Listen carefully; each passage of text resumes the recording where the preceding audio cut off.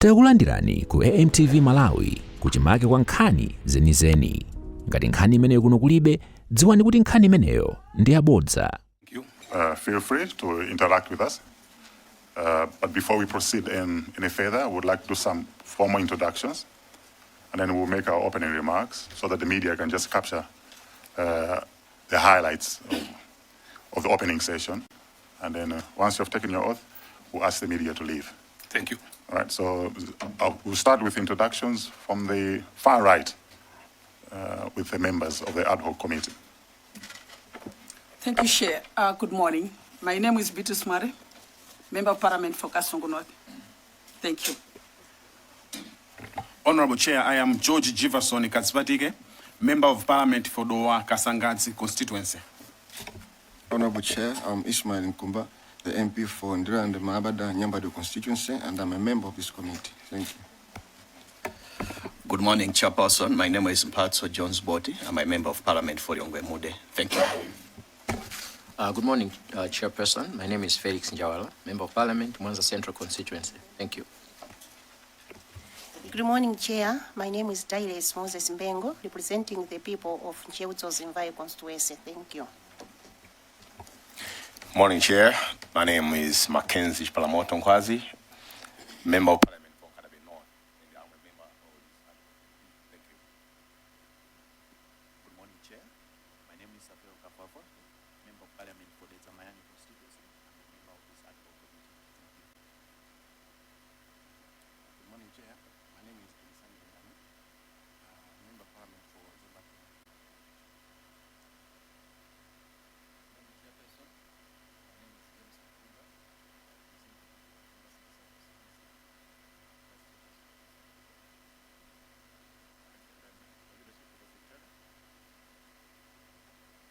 Thank you so much, Chairperson. My name is Joseph Manzi. I am the Deputy Clerk of Parliament, responsible for procedural services, and indeed I'm leading the secretariat that is supporting this committee. My colleagues are sitting to your left, Honorable Chairperson. Thank you. Thank you very much. My name is Walter Nyamilandu Manda, Member of Parliament from Sanje Southwest, and the Chairman of the Ad Hoc Committee that has been set up. So just for point of correction, the media will not take leave. This inquiry will be done openly. So the media, stay where you are. You're going to be with us throughout. Before we go any further, may we request that the Honorable Minister of Justice and Constitutional Affairs should take an oath.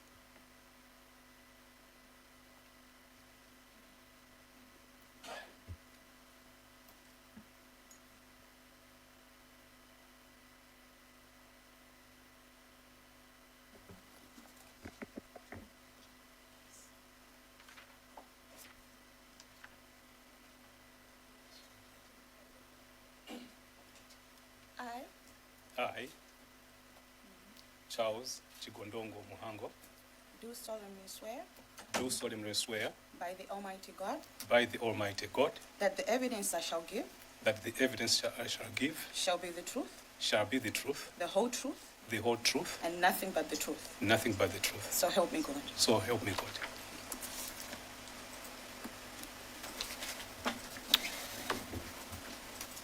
Once again, Honorable Minister of Justice and Constitutional Affairs, welcome to the hearing of the Parliamentary Ad Hoc Committee inquiring into the tragic aircraft accident of 10th June 2024 at Ntunga, which claimed the lives of the former Vice President, Dr. Saulos Chilima, and 8 others. The committee, as you are aware, was established by a resolution of Parliament to conduct a thorough, independent, and transparent investigation.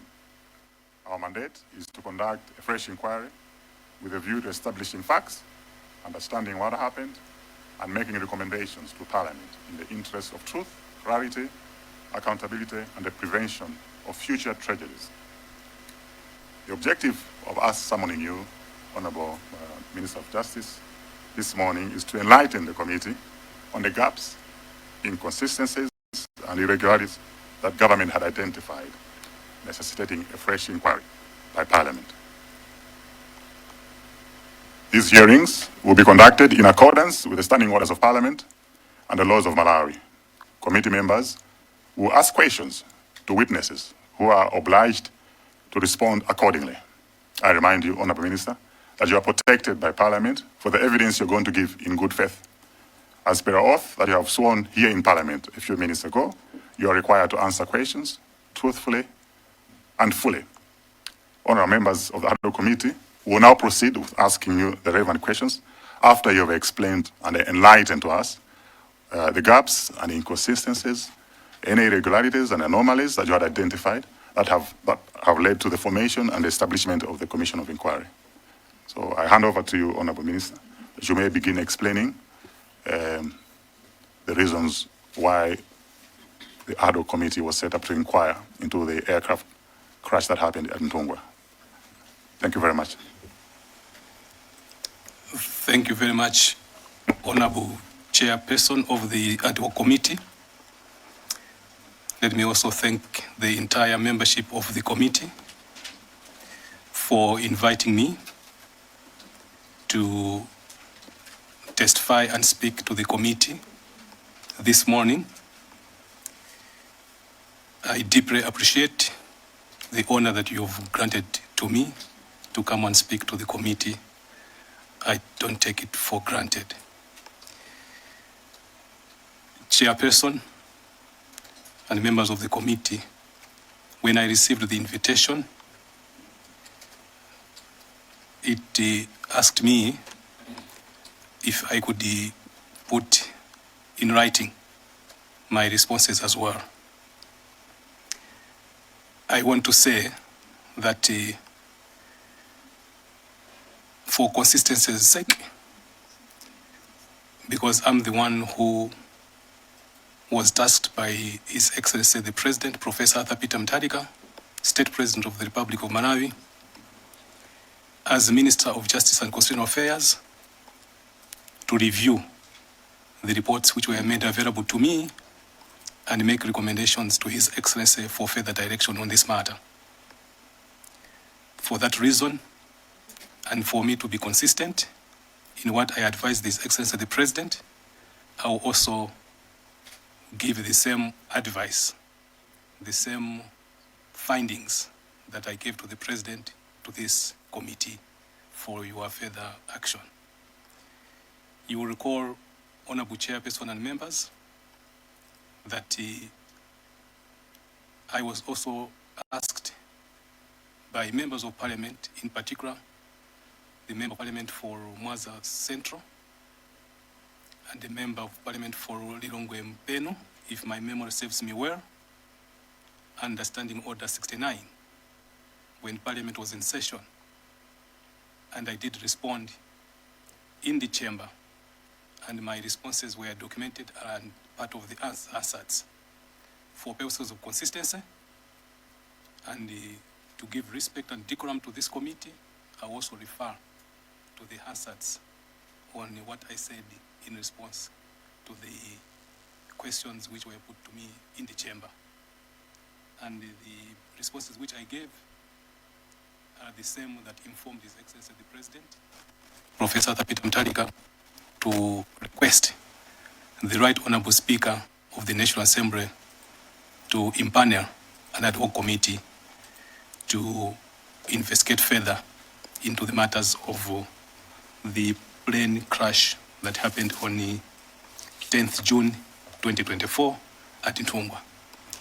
With your permission, therefore, Chairperson, if you may permit me to refer to the report which I submitted to His Excellency the President, as well as to refresh my memory on what I said in Parliament when I was asked.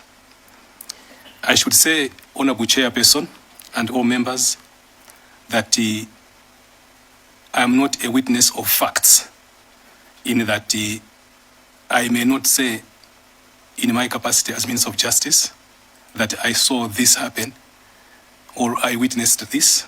I'm not that kind of witness.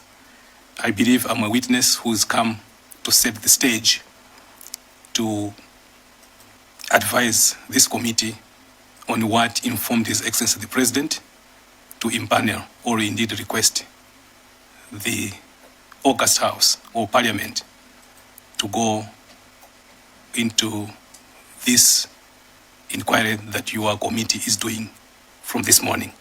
I believe that's the purpose that I am here. And if that is my understanding, Honorable Chairperson and members, with your permission, I may not have to go word for word in what I said, but with your permission, I may have to go and summarize my findings and what informed my findings to advise the Excellency the President on the way forward, whether or not to reopen the inquiry into the plane crash which killed the former Vice President, late Right Honorable Saulos Chilima, and 8 others at Ntungwa in Chikangawa on 10th June 2024. Let me confirm to this committee, Honorable Chairperson and Honorable members, that I reviewed the 3 main reports into the crash which happened on the 10th June 2024.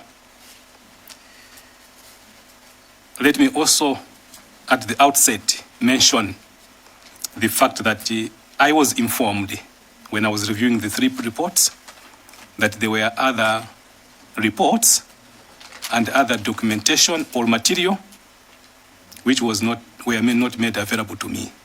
For example, I can cite 2 of the materials that I was informed. I was informed that there was a report which was confidential by the MDF board. I was also informed that there was another report by the Civil Aviation. Let me state to this committee, Honorable Chairperson and Honorable members, that these 2 reports were not made privy to me. I was also made aware when I was going through the report of the Commission of the Inquiry set up by the former President, His Excellency Dr. Lazarus McCarthy Chakwera.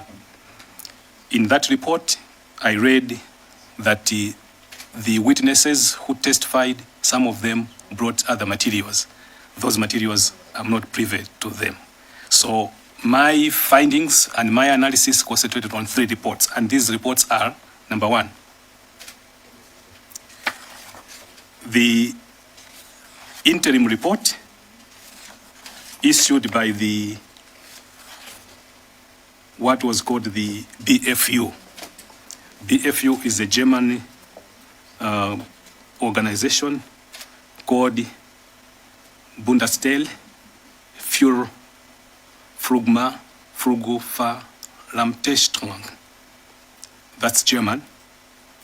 Let me say that I'm not very good in German, so my pronunciation may not be the best pronunciation. Therefore, I'll just refer it to as the BFU. But let me say that I speak a little bit of German. The second report, Honorable Chairperson, was the report of the Commission of Inquiry, Presidential Commission of Inquiry, set up by His Excellency, the former President, His Excellency Dr. Lazarus McCarthy Chakwera. I also reviewed that report extensively. Finally, Honorable Chair, I also did review the final report of the BFU. For purposes of factual background, I thought necessary, Chairperson, that I should give a little bit of a detail from the report of the BFU for factual consistency, because the facts that come in the interim BFU report will almost be the same that informed all the 3 reports: the interim report of the BFU, the report of the Commission of Inquiry and the final report of the BFU. Let me also say that if you go to the report of the Commission of Inquiry, apart from the facts of the flight and the technical aspects, the Commission of Inquiry set up by the former president also looked at the other witnesses on the ground, both at Kia and at Muzuzu Airport, which was the destination of that fateful flight. But as I said earlier on, Honorable Chairperson, I thought that it would be important for this committee to understand what informed my findings, to have a little bit of detail of what factual background was contained in the BFU report in terms of how the flight started, how it was prepared, up to the time of the quote-unquote the crash at around the 16 minutes past 10 on 10th June 2024. I thought those facts are very important so that we can link those facts to the Commission of Inquiry report as well as to the final report to understand what informed my opinion on those three reports. With your permission, Honorable Chair, if that methodology for this morning is correct or is acceptable, I'm prepared to give a detail of some background that was contained in the interim report. With your permission, Chair. Honorable Minister, we can proceed on that basis. Thank you very much. Honorable Chair and honorable members, the facts that came from the BFU interim report that this committee may wish to have in detail are as follows. 1. The interim report by the BFU was a very brief report. It had only 19 pages. And these 19 pages included the abstract, the factual information, personal information of the pilots, the aircraft information, meteorological information, Malawi airspace structure, radio communications, flight recorder, wreckage, and impact information. It also had a little bit of aspects on the survival aspects and safety, and made safety recommendations in the appendix of the report. My reading of the BFU report interim showed that the BFU relied on the testimonies of the flight information officer at Muzuzu Airport and the controller at Kamuzu International Airport in Lilongwe. The BFU also used its own analysis of the GPS data, which was tracking the aircraft, to come up with its interim report. Let me mention that I'm referring to the GPS data as being the analysis deliberately. Why? Because as you will see or hear later on in the report, the aircraft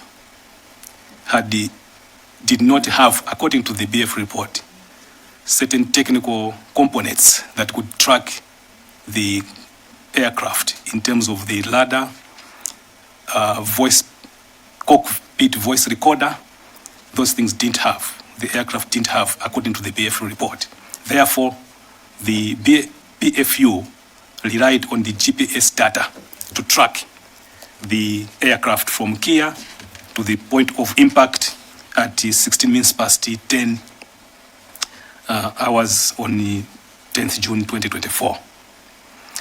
Honorable Chairperson and members, as regards the aircraft information, the BFU interim report simply stated that the airplane had a certificate of registration by the Republic of Malawi and was operated by the Malawi Air Force. You can see that at page number 7 of the interim report. Let me say, Honorable Chair, that earlier on, your committee had requested me to finish to your committee the 3 reports, which I did. I hope your committee has had a look at these 3 reports. However, I have my raw reports with my notes here with me. But these ones contain my handwritten notes when I was reviewing those reports. But the clean ones I handed over to the committee much earlier. The interim report did not include the aspects of airworthiness of the aircraft. However, using the GPS data analysis, the BFU interim report gave a detailed history of the flight on the fateful day, especially after departing Kamuzu International Airport. The BFU report noted and recorded that the aircraft took off at 09:16 hours, 16 minutes past 9 in the morning, and it took off from runway number 14 at Kia. I want the committee to note the departure time, 16 minutes past 9 in the morning on 10th June 2024, and it departed from runway number 14. The BFU did not indicate the estimated time of arrival at the destination aerodrome at Mzuzu. However, it stated that at 17 minutes past 9, the aircraft began a left-hand turn, and 2 minutes later, the aircraft ended in a northern direction turn. That was within a minute or 2 of its departure. According to the controller at Kia, the flight crew received clearance to, thus for communication, to FL90. But later, the flight crew requested to maintain 7,000 feet AMSL. These are technical terms, meaning the height above sea level. The GPS data showed that at 23 minutes past 9, the plane reached a cruising level of about 7,300 feet above sea level. It had been cleared to cruise at 7,000 feet above sea level, but at 23 minutes past 9, it reached 7,300 feet above the sea level. Those heights are very important later on as to what the plane will be doing. So please, members of the committee, take note of the heights. The flight crew informed the controller that they would reach reporting NASA at 9:23. That's where now they say, we are now level, we are now going straight. They're going to reporting NASA in their technical. And the airport of destination approximately at 5 minutes past 10. So they were reporting that once they reach reporting NASA at 9:32, they would reach the destination airport, the aerodrome at Mzuzu, at 5 minutes past 10 in the morning on that morning.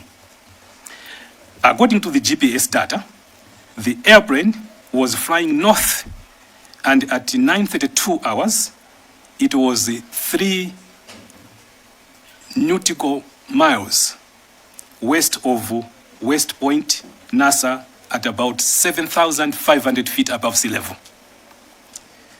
7,500 feet above sea level. At 9:37 hours, the airplane began to climb, and within 3 minutes, it reached about 8,600 feet above sea level. At about 9:44 hours, the airplane entered descent. At 9:50 hours, at about 1.5 nautical miles northwest of the village Fumbawowa, somewhere in Mzimba, Fumbawowa village, it began to deviate. It began to deviate from the direct course to the airport of destination by entering a left-hand turn. So the airport was leaving the normal course that it was supposed to take, and it went to the left at around the village of Fumbawowa in Mzimba. At 9:52 hours, during the left-hand turn, at about 5,500 feet above sea level. So you can actually see that now it's descending from around the 8,600, it's now around 5,500 feet. The airplane began to climb again. With a track of about 150 degrees, the left-hand turn ended, and the airplane turned right in western direction, and at 9:55 hours, it reached 8,100 feet above sea level. I want you to understand the maneuvers that are taking place there according to BFU. At 9:56, the aircraft flew a full left-hand turn, like going round and round. Continued in a southwest direction, and at about 9:58 hours, it passed the settlement called Bokosi Kunga. 1 minute later, it began to turn right, and within 1 minute, it reached an eastern heading, then turned to a northeastern heading. The aircraft descended again to an altitude of about 5,400 feet, about 460 feet AGL. AGL means above the ground, not above sea level, but above ground level. So it went as low as 460 feet AGL. At approximately 2 nautical miles south of a wood industry plant in the forest, the airplane turned left in climb to the north. Between 6 minutes past 10 and 9 minutes past 10, about 3 nautical miles northwest of Chikangawa city, the aircraft flew full left turns, not just one, full left turns, with a radius of about 600 meters. And while doing so, it was between 500 feet and 200 feet above ground level. 500 feet and 200 feet above ground level. In my understanding, my layman's understanding, it came very close to the ground. At about 9 minutes past 10, the airplane continued the flight with various headings in the northeastern direction, and then descended to 185 feet above ground level, below 200, 185 feet above ground level, and then began to climb again. At about 12 minutes past 10, mark that time, 12 minutes past 10, the airplane was about 25 nautical miles southwest of Muzuzu Airport, at about 7,000 feet above sea level, which is now about 1,500 feet above ground level. It has gone up again. 2 minutes later, it reached about 2,200 feet above ground level. Then it turned in a northern direction and descended again. At about 15 minutes past 10, quarter past 10, the airplane turned left in a northwest direction. Finally, it had a track of about 284 degrees, and at 16 minutes past 10, the airplane impacted the ground. I repeat, finally, it had a track of about 284 degrees, and at 16 minutes past 10, the airplane impacted the ground. The interim BFU report did not make any findings as to why the pilots deviated from the direct course to the airport of destination. However, it was the flight information officer at Muzuzu Airport who told the BFU that since the flight crew had not reported at in about 9:50 hours, he contacted them by radio to no avail. And 5 minutes later, he tried again, but both attempts failed. At 10:05, the flight information officer at Mzuzu called the Lilongwe Air Control Center to have the estimated arrival time of the airplane confirmed again. At 12:10, the flight crew had then reported in on the Mzuzu Tower frequency and informed the Air Control Information Officer that they were 20 nautical miles away and intended an approach from the north. The Flight Information Officer communicated the weather information and that runway 17 was in use in Mzuzu.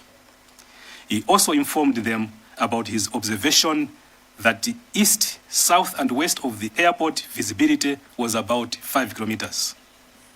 The flight crew had wanted to fly towards Ekwendeni to see if the weather conditions were better there. At 10:17, he had contacted the flight crew by radio to find out about their attitude, but he did not receive any answer. Mind you, by 10:16, the aircraft had impacted the ground, and the controller was calling them at 10:17, and there was no answer. It should be observed that the flight was supposed to land at Mzuzu at about 10:02. It had about 45 minutes to get to Mzuzu, so it was supposed to land at 10:02. You can confirm this information at page number 25 of the Commission of Report Inquiry set by the former President, His Excellency, Dr. Chakwera. It was 10 minutes after the estimated time of arrival that the Flight Information Officer at Mzuzu claimed to have last contacted the flight at 10:12. What I was observing there is that the aircraft should have touched down in Mzuzu at 10:02.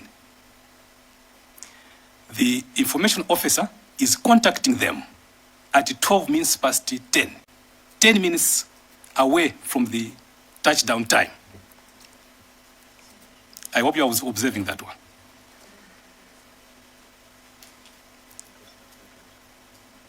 And at this time, the crew said that they were 20 nautical miles away from the destination airport at Mzuzu. By this time, the airplane had already deviated from the direct course of the destination point, and it has already performed those strange maneuvers. It has already, by the time the air information controller at Mzuzu is contacting them last at 10:12, the pilots have already embarked on those strange maneuvers. It is surprising to me that when the flight crew finally contacted the flight information officer at Mzuzu at 10:12, the flight crew never raised any alarm about what they were going through in their approach to Mzuzu, as if everything on that flight was just normal. They just tell the flight controller that, no, we are trying to enter from Mzuzu. They are not raising any alarm. So the BFU had also asked the German meteorological service provider to compile a meteorological expert opinion concerning the weather conditions along the flight path, and in particular in the area of the accident site. However, at the time of publication of the interim report, this data had not been made available to the BFU. What I'm saying is that the BFU, for them to make a finding on the weather, they had asked their German experts, the German meteorological experts, to give them the weather opinion. But by the time they were writing the interim report, which I'm referring to, the German experts, meteorological experts, had not yet submitted their weather report.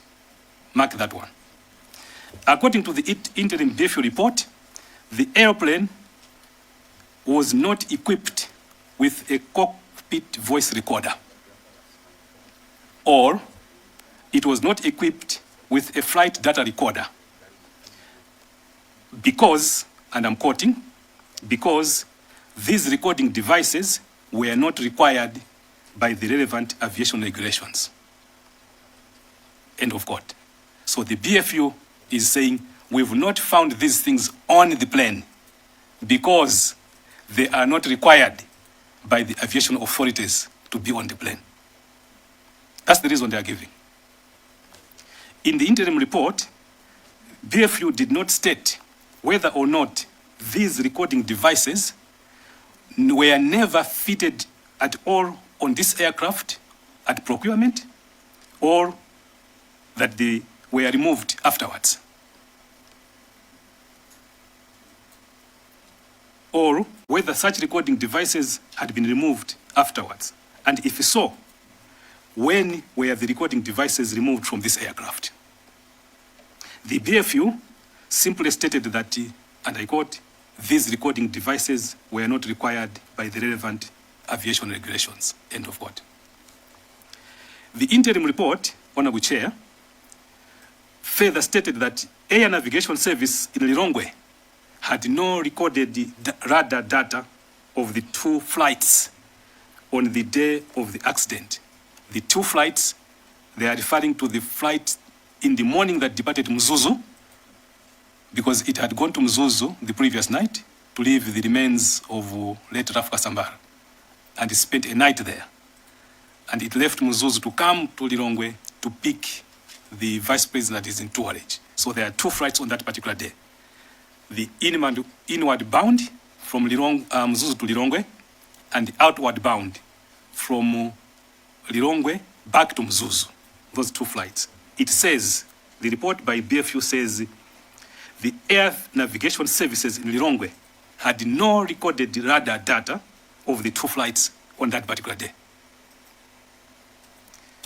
That is from Lilongwe to, from Mzuzu to Lilongwe, and the fateful flight from Lilongwe to Mzuzu. No explanation has been offered for the absence of the recorded radar data on this fateful day for both flights. The interim report by BFU also stated that the navigation system, what they call the Garmin Area 760, Garmin Area 760, had recorded position data, GPS position and attitude above time. The recording of the accident flight began at 08:48 seconds. That is 08:46 hours, 48 seconds. That's when the recording started for that flight. That's the GPS position. At the apron of the departure airport, and it ended at 14 seconds, 16 minutes past 10. Mind you, the aeroplane impacted the ground at 16 minutes past 10. So the GPS was recording from around 46 minutes or 14 minutes to 9, and it only stopped recording at 16 minutes past, of course 14 seconds later. Because that time I think the plane stopped, or the engines stopped, whatever. And the stopping time was placed within the vicinity of the accident site. So the data, the radar, the GPS data picked the plane all the way to the vicinity of the crash at around 16 minutes past 10 for the 14 seconds later. And the GPS automatically switched off at 2:45 in the afternoon on that day. It completely switched off. The interim report by BFU also reported that a day after the accident, search and rescue personnel recovered bodies of the deceased passengers and crew from the wreckage site, and that in doing so, wreckage parts were moved from their original positions. The accident site was only cordoned off and secured after recovering the deceased bodies. This is a matter of importance because when there's wreckage, it's supposed to be cordoned off.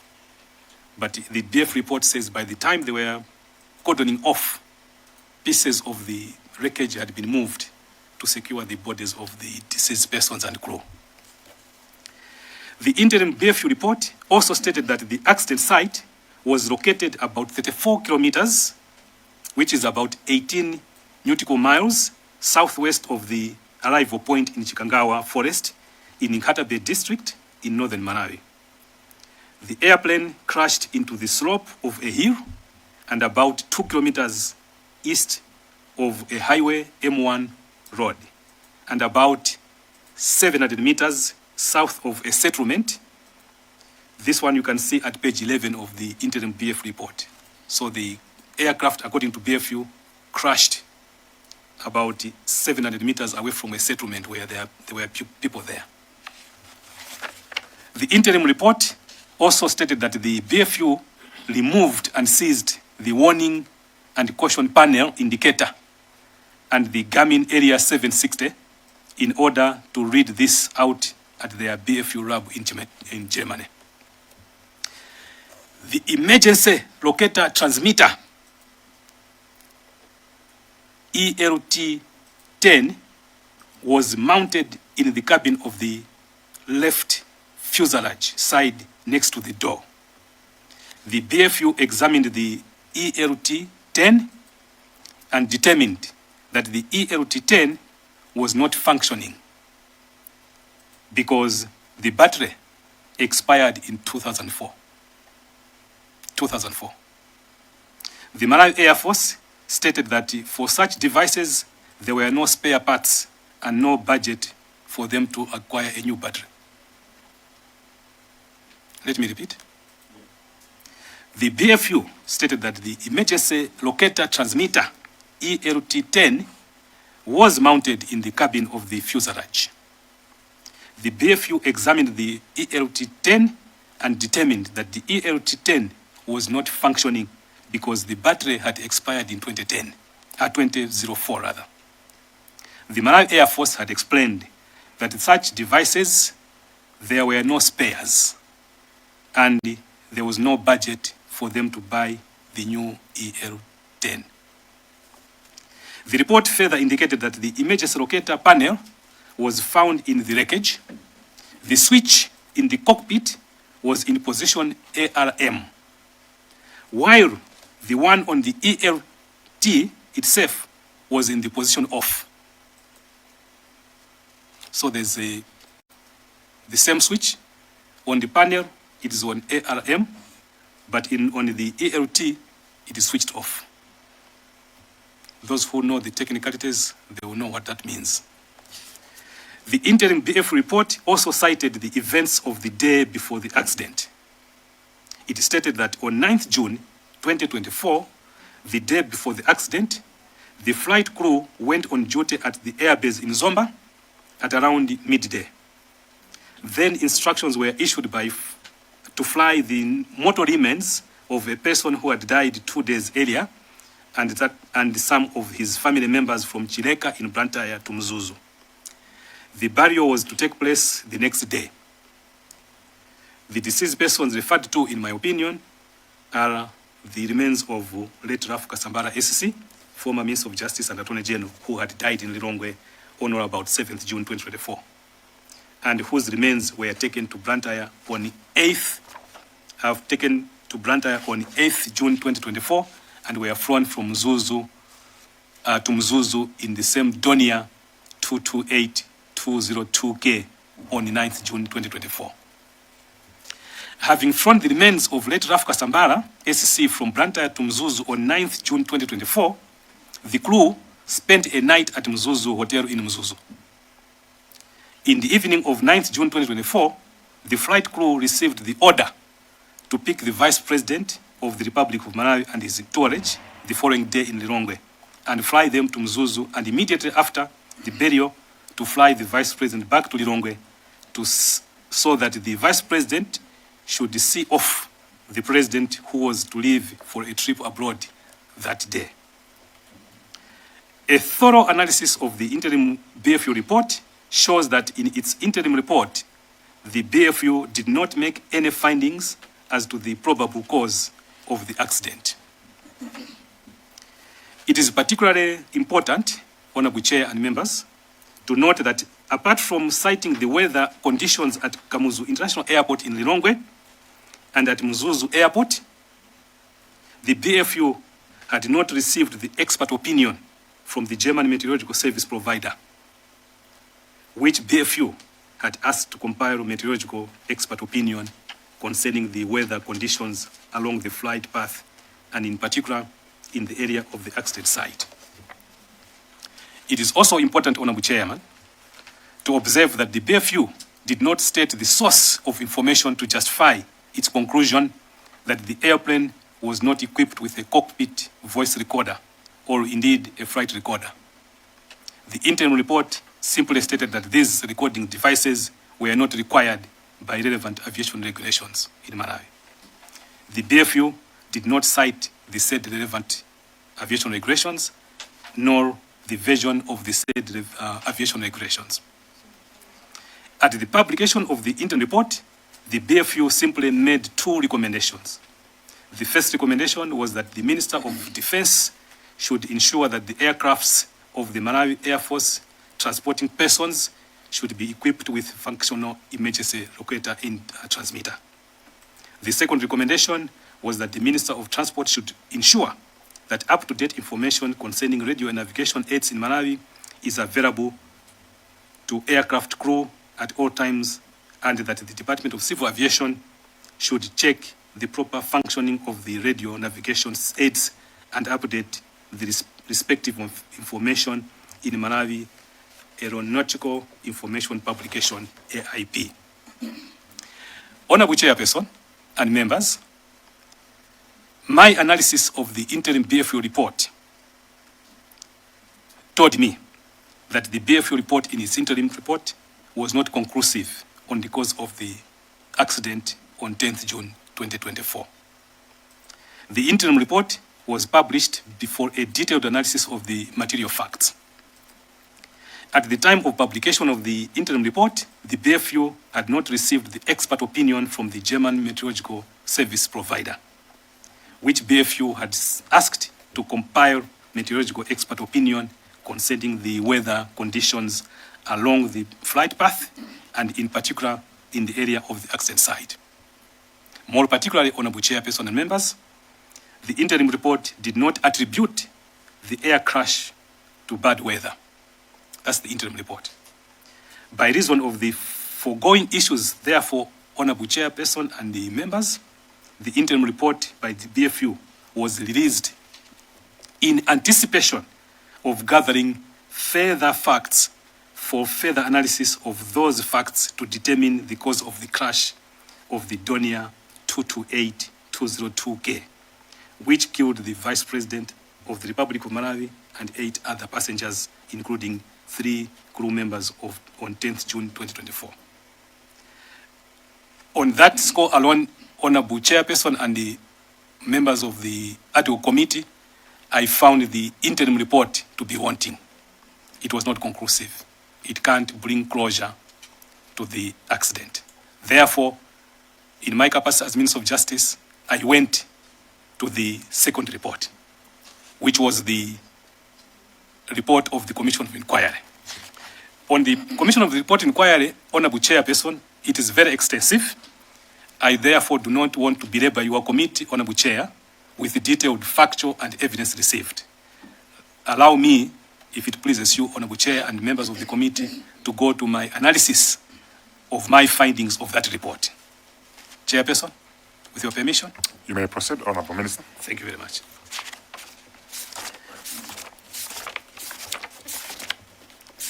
Chairperson and honorable members, I had a detailed reading and analysis of the report of the Commission of Inquiry.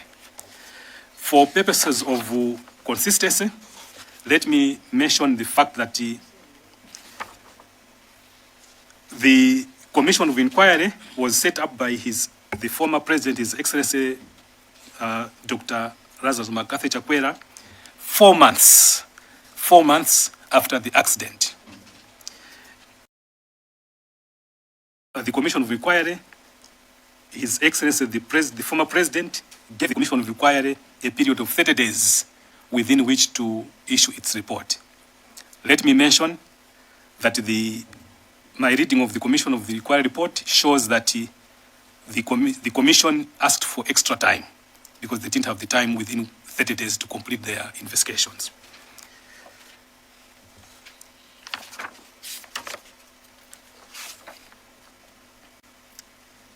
The Commission was appointed to do the following things.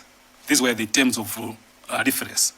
I want to have this in details for obvious reasons, because one of my findings was that the terms of reference given to the Commission were unduly narrow. So because of that, I thought the chairperson, with your permission, if I could just read the terms of reference which were given to the Commission that time. The Commission was appointed to do the following things: conduct a thorough investigation into the circumstances prior to, during, and after the aircraft accident, from the time it departed from Kamuzu International Airport until it was discovered on 11th June 2024. My understanding of this opening statement is that the Commission is being tasked to inquire into what happened prior to the flight, during the flight, and after the flight, but limited to the time that it departed Kia to the time it was discovered. That's my understanding. Don't go beyond what happened earlier than the time it departed. And it says specifically inquire into the following: A, an inquiry into the manner and procedure of procuring the use of the aircraft. B, or 2, the state and performance of the aircraft the previous day and on the day of the aircraft accident, the status, condition, experience, and capacity of the crew operating the aircraft. 3, the aviation protocols followed at the point of departure and expected destination. 5, any communication between the passengers on board the aircraft and any persons on the ground during the flight. 5, notification of the missing aircraft when the Air Force was informed and the course and order of events taken in response. 6, escalation of the notification of the missing aircraft to His Excellency the President, what was communicated to the President, and what directives the President gave. 7, the search and rescue efforts from commencement through the area of focus, the point of discovering the wreckage of the aircraft on 11th June 2024. 8, consider, determine, and inquire into all aspects surrounding the death of the late Vice President and 8 others, including but not limited to establishing the cause of death for all persons on board the aircraft and the survivability of the accident. 9, consider, determine, and inquire into the circumstances and order of events to every extent possible, the events and the role and activities of various individuals between 10th and 11th June 2024, and make such inquiry and such findings and recommendations as are incidental and connected with the aircraft accident on 10th June 2024. Having analyzed the evidence that was received and how the Commission dealt with the evidence, I came to the following conclusions and findings.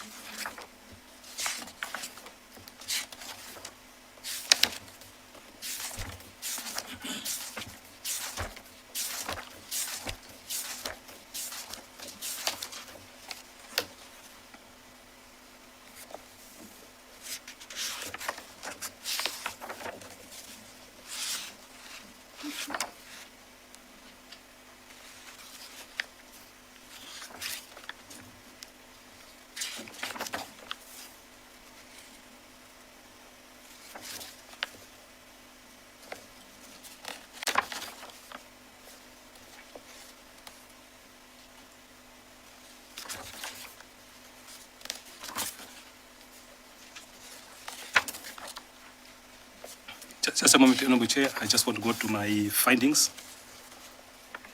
You can take your time. Yes, please.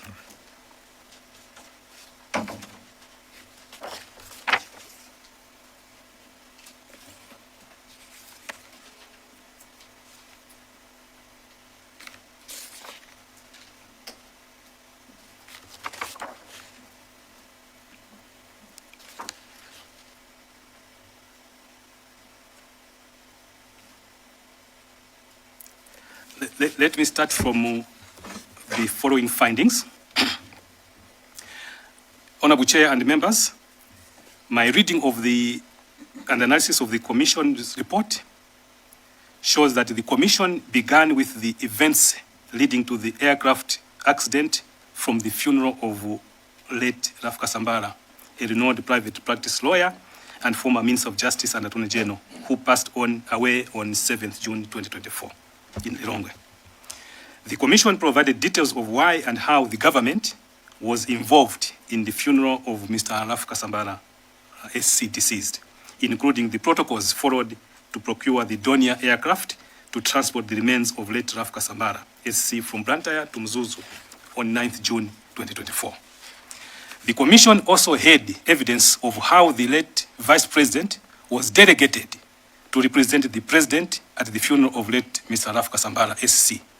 On this particular point, the Commission had and considered evidence of how Honorable Richard Chimwembe Banda ended up not representing the President at the funeral of late Mr. Raf Kasambara, SC, and how Honorable Chimwembe Banda failed to board the aircraft on 10th June 2024. The Commission had and considered the evidence about the journey of the Donia from Kamuzu International Airport to Mzuzu. The Commission had evidence that the aircraft was scheduled to depart from Kia to Mzuzu at 9 hours with an estimated flying time of 45 minutes, but that instead the aircraft had departed at 17 minutes past 9 that morning. The Commission also had evidence that upon takeoff, the aircraft was cleared to climb to 9,000 feet above sea level, but that upon reaching 7,000 feet, the pilots requested to maintain the altitude of about 7,000 feet because of en route weather, according to the report of the Commission of Inquiry. The Commission had evidence that because of the low altitude, mobile phones were able to connect with their respective telecommunication networks, towers on the ground at different points during the flight. This enabled some passengers in the aircraft to establish data communication with people on the ground at certain times during the flight. In turn, this also allowed tracking of the movement and the route of the aircraft from Kia on its way to Mzuzu Airport. You can see that those particulars at pages 25 and up to 73 of the report of the Commission of Inquiry. The Commission had that evidence and considered the interim report by the BFU and determined that at some point, the aircraft made a full circle orbit before performing two more full 360 degrees turns while descending between 500 feet and 200 feet above ground level, AGL. See pages 78 of the Commission of Report. However, upon considering the evidence received from witnesses and upon considering other reports on the air crash, the Commission inferred that the maneuvers performed by the crew were not a result of any emergency. The Commission had the view that these maneuvers, and I'm quoting, these maneuvers were performed by the flight crew to stay away and out of instruments meteorological conditions, IMC, in order to continue the flight under visual meteorological conditions, VMC. That would facilitate a visual approach and subsequent landing at the destination air drone. You can see that, Honorable Chair at page 79 of the report of the Commission of Inquiry. The Commission also observed that if the aircraft had continued to fly at altitude of 7,000 feet, it would have arrived over Mzuzu approach area above the layer of overcast clouds, which could have rendered a descent into Mzuzu difficult, considering that there was no instrument and approach aids at Mzuzu Airport. The Commission further observed that at the point of impact, the landing gear of the aircraft was down, and the flap selection was at position 1. The Commission was unable to conclude why the crew configured their aircraft in this manner when they did not have the destination aerodrome in sight. Mind you, they were supposed to use the visual approach. Yet, at the time of impact, the Commission is saying the landing gear of the aircraft was down. Yet they had no visual of the destination aircraft. You can see this at page 79 of the Commission of Inquiry report. Yet the Commission had earlier on found that at the time the crew spoke with the Mzuzu control tower at about 12 minutes past 10 to inform them about the approach to Mzuzu, there was no indication from the crew that the aircraft had developed problems or any fault. There was also no indication that the pilots were under any stress, pressure, or anxiety. Mind you, Honorable Chair and the Honorable Members, by 10 minutes, 2 minutes or 12 minutes past 10, the aircraft had performed very strange maneuvers. Yet, when they are speaking last to the tower in Mzuzu, the Commission of Report accepts the position that they were not under stress, there was no pressure, and there was no anxiety from the pilots. More particularly, the Commission heard the testimony of Mr. Moyo from Mzuzu Airport Tower that at 12 minutes past 10, the aircraft had established radio communication with Mzuzu Airport Tower.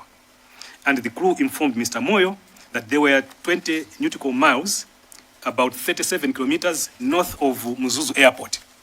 It was also the evidence of Mr. Moyo that the pilot on the radio responded that they would go and then come through Ekwendeni. You can see page 27 of the Commission of Inquiry report. The above matters are not consistent in my view with the finding of the Commission at the time the crew spoke with the Mzuzu Tower at 12 minutes past 10 to inform them about the approach to Mzuzu Airport. There was no indication from the crew that the aircraft had developed a problem or a fault, and there was no indication that the pilots were under any stress or anxiety. Clear in my mind, when the pilots had performed these strange maneuvers, in my opinion, they should have expressed concern when they established contact with the Mzuzu Tower at 12 minutes past 10. But according to the Commission report, they were very calm, as if nothing has happened.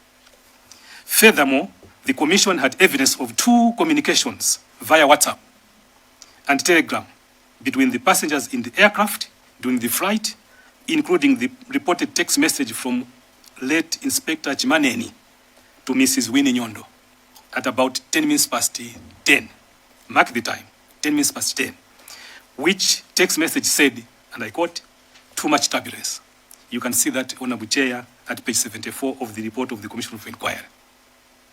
Again, Honorable Chair and members, reflect back on what I said on the BFU, that the strange maneuvers start from around 10:09:50 to around 10:15 or 10:12 that morning. And mind you, the landing gear by 10:12 or 10:16, the landing gear is on down. And Mr. Late Chimaneni is texting Winnie Nyondo at 10 minutes past 10. This is 6 minutes before impact. And he only says, "Too much turbulence on this flight." Maybe he's a passenger, he doesn't know what's happening.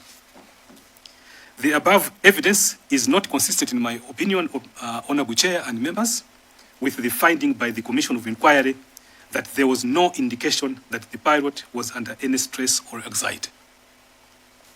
The Commission should have further interrogated the above inconsistencies in the evidence, which showed that the crew did not declare an emergency at 12 minutes past 10 hours when they contacted Mzuzu Airport, and after performing very strange maneuvers where the aircraft was in some places climbing up and in other places descending down, yet it was several miles away from the destination airport at Mzuzu, and at the same time, the crew had already lowered the landing gear of the aircraft and put the flap selection to position 1, even before having sight of the destination air drone.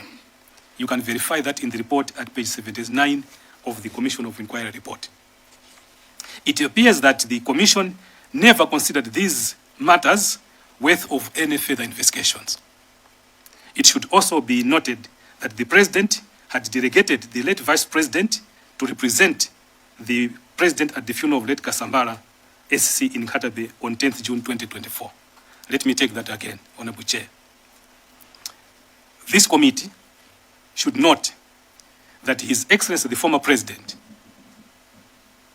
Dr. Lazarus Makathi Chakwera, had delegated the Vice President, late Dr. Saulos Chilima, to represent the President at the funeral of late Laf Kasambara in Katabe on 10th June 2024. This was acknowledged by the Commission of Inquiry at page 15 of the report. It should be further noted that the aircraft was given a take-off clearance from runway 14 at Kia, and it was airborne at 17 minutes past 9. And the estimated time of arrival at Mzuzu Airport was at 2 minutes past 10. Mark those times. The aircraft was cleared to take off around, and it took off around 17 minutes past 9.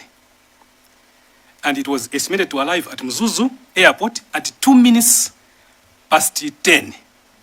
And it is carrying the Vice President of the country, who is going to represent the President of the country at the funeral of Raf Kasambara in Nkatabe, not in Mzuzu, in Nkatabe.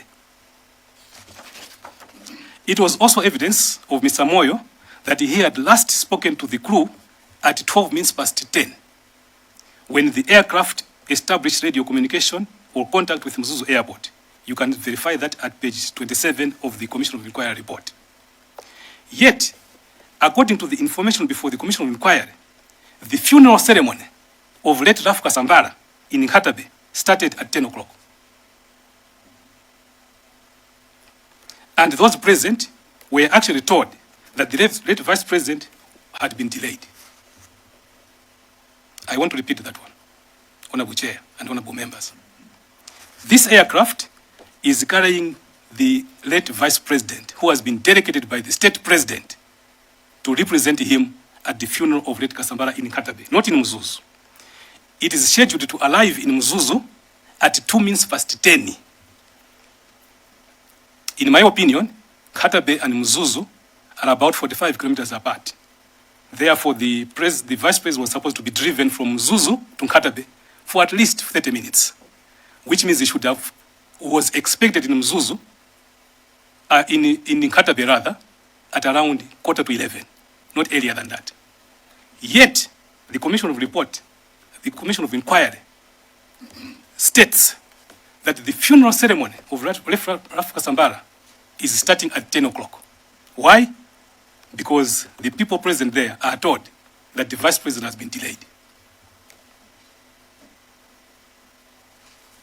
However, how could anyone have announced that the Vice President was delayed at 10 o'clock in Katabe, when the Vice President's arrival in Mzuzu was at 2 minutes past 10, and was supposed to drive from Mzuzu to Katabe for at least 45 minutes. But somebody at the funeral announces at 10 o'clock that the Vice President has been delayed. Let's start the funeral ceremony. And the Vice President was supposed to be driven from Mzuzu to Katabe for at least some 35 minutes. The Vice President's arrival time at Katabe should have been 11 o'clock, not earlier than that. That day. Yet an announcement was made at 10 o'clock that the Vice President had been delayed even before the aircraft had crashed at 16 minutes past 10. If you go to the BFU report, Honorable Chair and Honorable Members, the aircraft is impacting the ground at 16 minutes past 10. At 12 minutes past 10, the pilots or the crew established their last contact with Mr. Moyo at Mzuzu. Yet, at 10 o'clock in Katabe, some official announces to the mourners there that the Vice President has been delayed. Let's start the funeral ceremony. And it started. This is coming from the Commission of Inquiry report. The Commission did not interrogate who had authorized the funeral service of late Raf Kasambara to start at 10 o'clock without the late Vice President, who had been delegated by the President and who was scheduled to arrive in Mzuzu at 2 minutes past 10. Furthermore, who advised the funeral gathering at 10 o'clock that the late Vice President had been delayed? Yet the late Vice President was scheduled to land at Mzuzu Airport at 2 minutes past 10.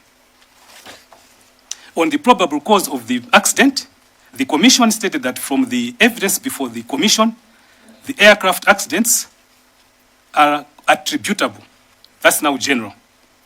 It says aircraft accidents are generally attributable to 3 factors. 1, human factor.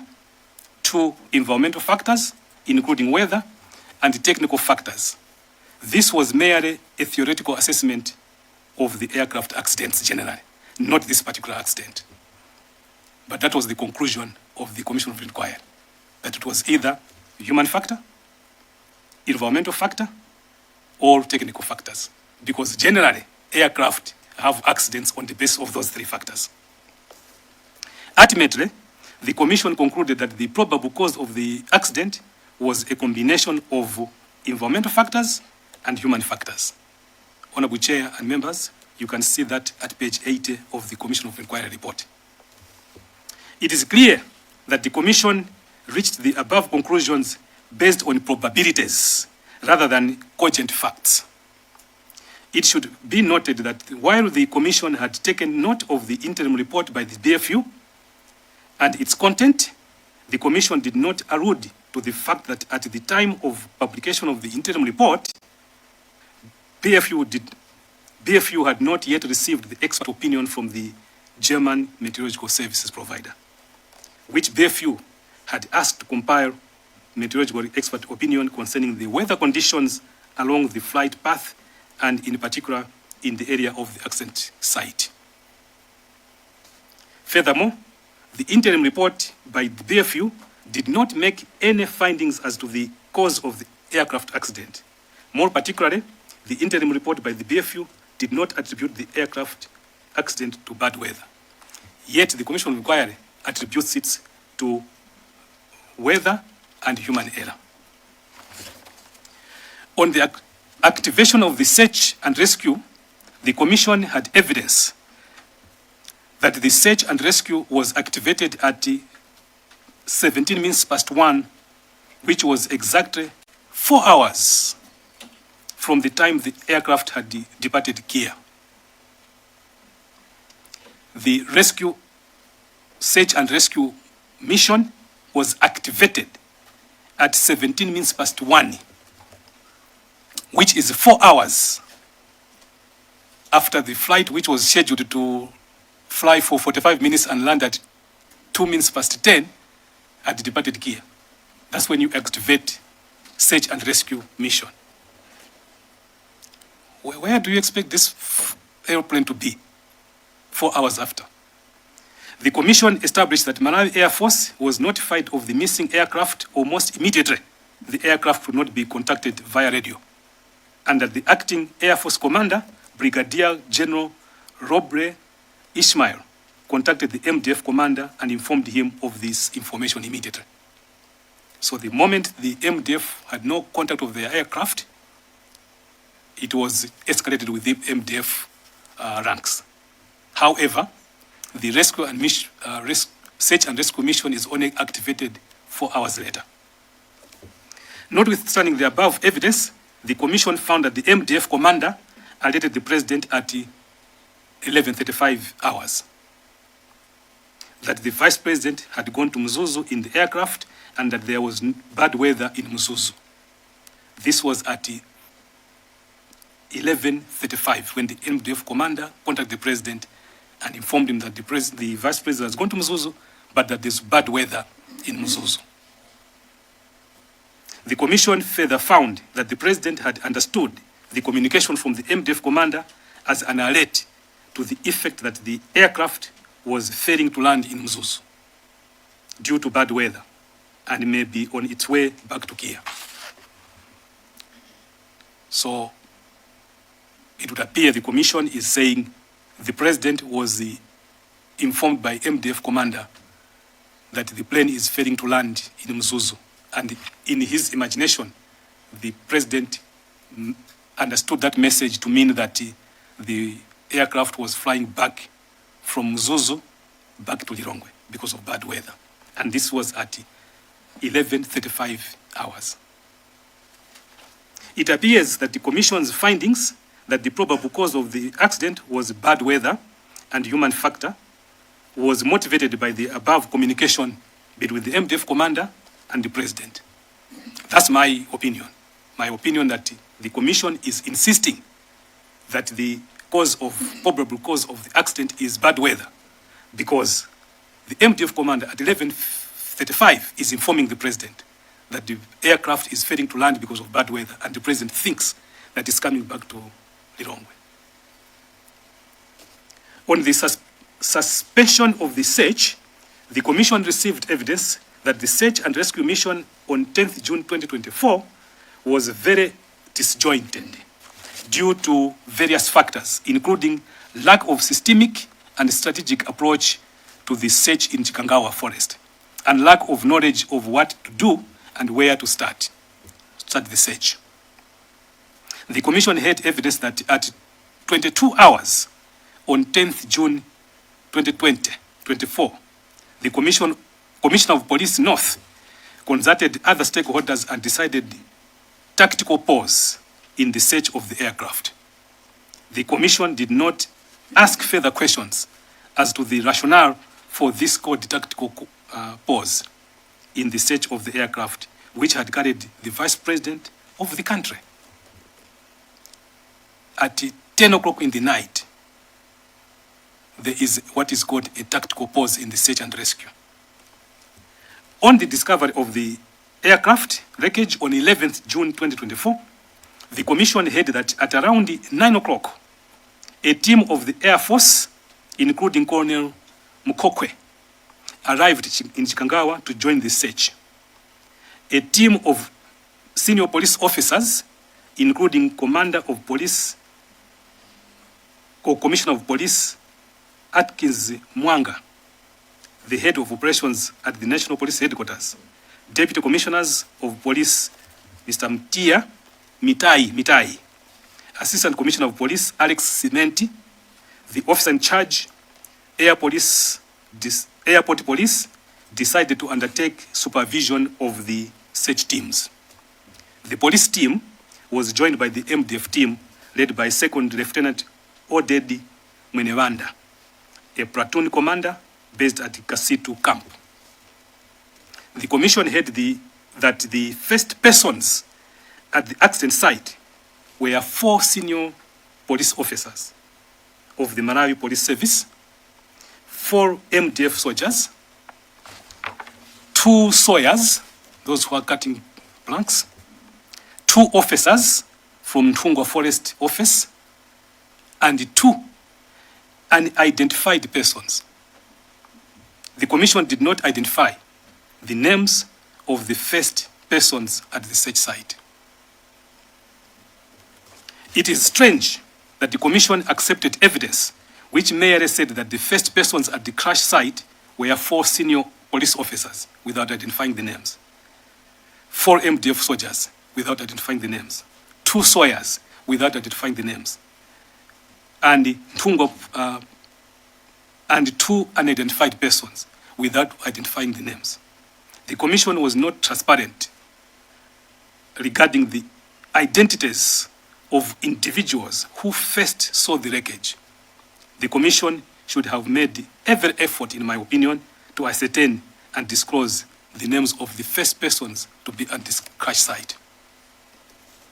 It is therefore concerning, in my opinion, that individuals whose identities remain unknown to date were the ones who first saw the aircraft wreckage and dead bodies of the passengers and crew, including the late Vice President. It is also particularly concerning that the Commission merely stated that 2 sawyers and 2 unidentified persons to have been part of the first persons present at the accident site. Additionally, the Commission had evidence of gunshots in proximity to the crash site, but the Commission did not conduct any further interrogations as to the truth of these gunshots.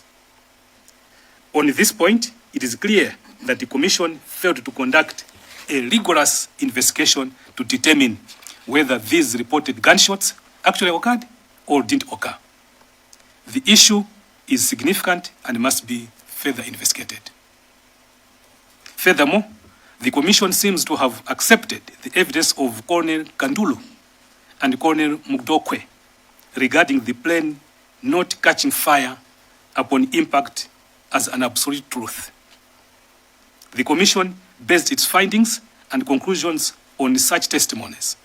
The Commission did not interrogate further the fact that the aircraft had fuel for about 4 hours and that at the time of impact, yet there is no evidence of the aircraft catching fire on impact or any spillage of jet fuel to the crash site, as if the fuel tanks were empty.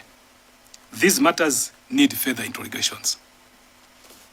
The explanation accepted by the Commission that the plane's high wings prevented ignition is not convincing without further interrogation of this particular aspect in the report. The above analysis of the report of the Commission of Inquiry shows that the Commission of Inquiry was constrained in its scope of inquiry by the narrow terms of reference. As such, the report lacks necessary depth in the interrogation of certain aspects of the plane crash, and further, the report contains various inconsistencies, in my opinion, which must be reconciled. The above factors, therefore, justify further inquiry to be conducted by this committee into this plane crash that killed the late Vice President of Malawi and 8 others on 10th June 2024. With a wider scope and other possible connected issues, like the relationship between the late Ralph Kasambara SC and the circumstances of his death, of late Ralph Kasambara SC, and the death of late Vice President, both of whom died within a space of 72 hours, back to back, in mysterious circumstances.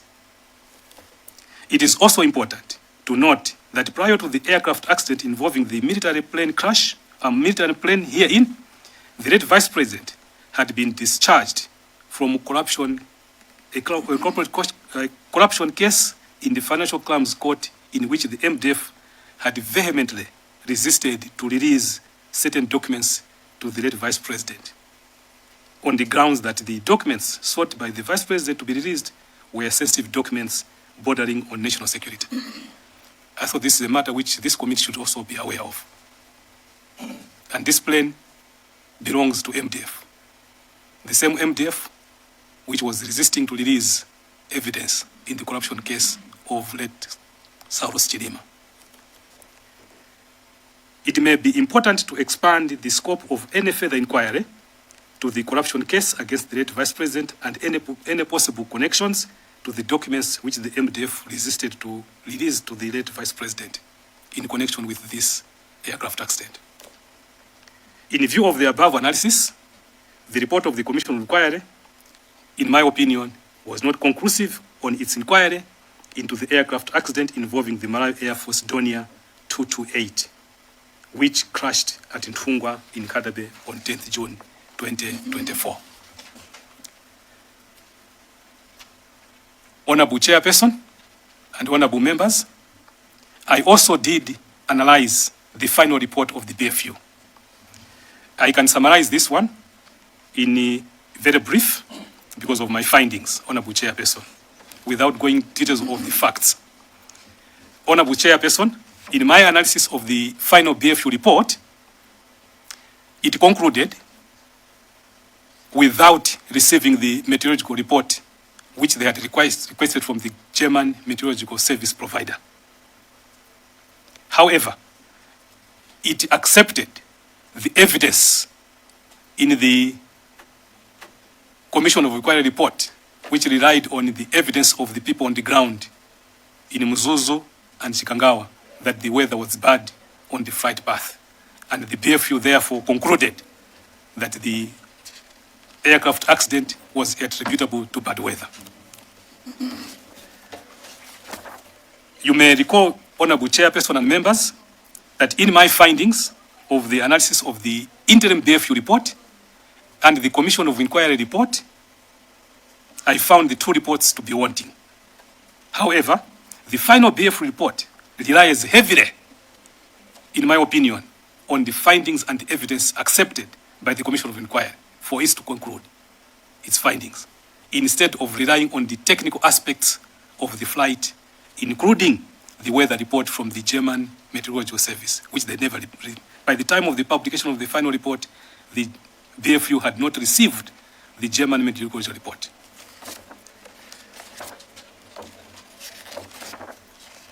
For these reasons, Honorable Chairperson, I made the following recommendations with His Excellency, the State President.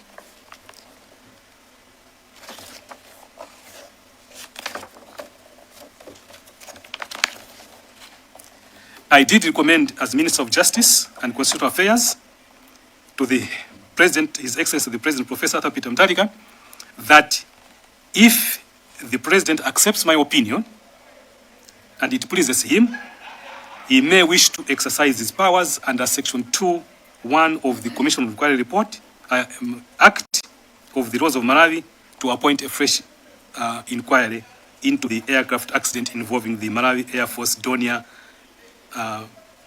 228 on 10th June 2024.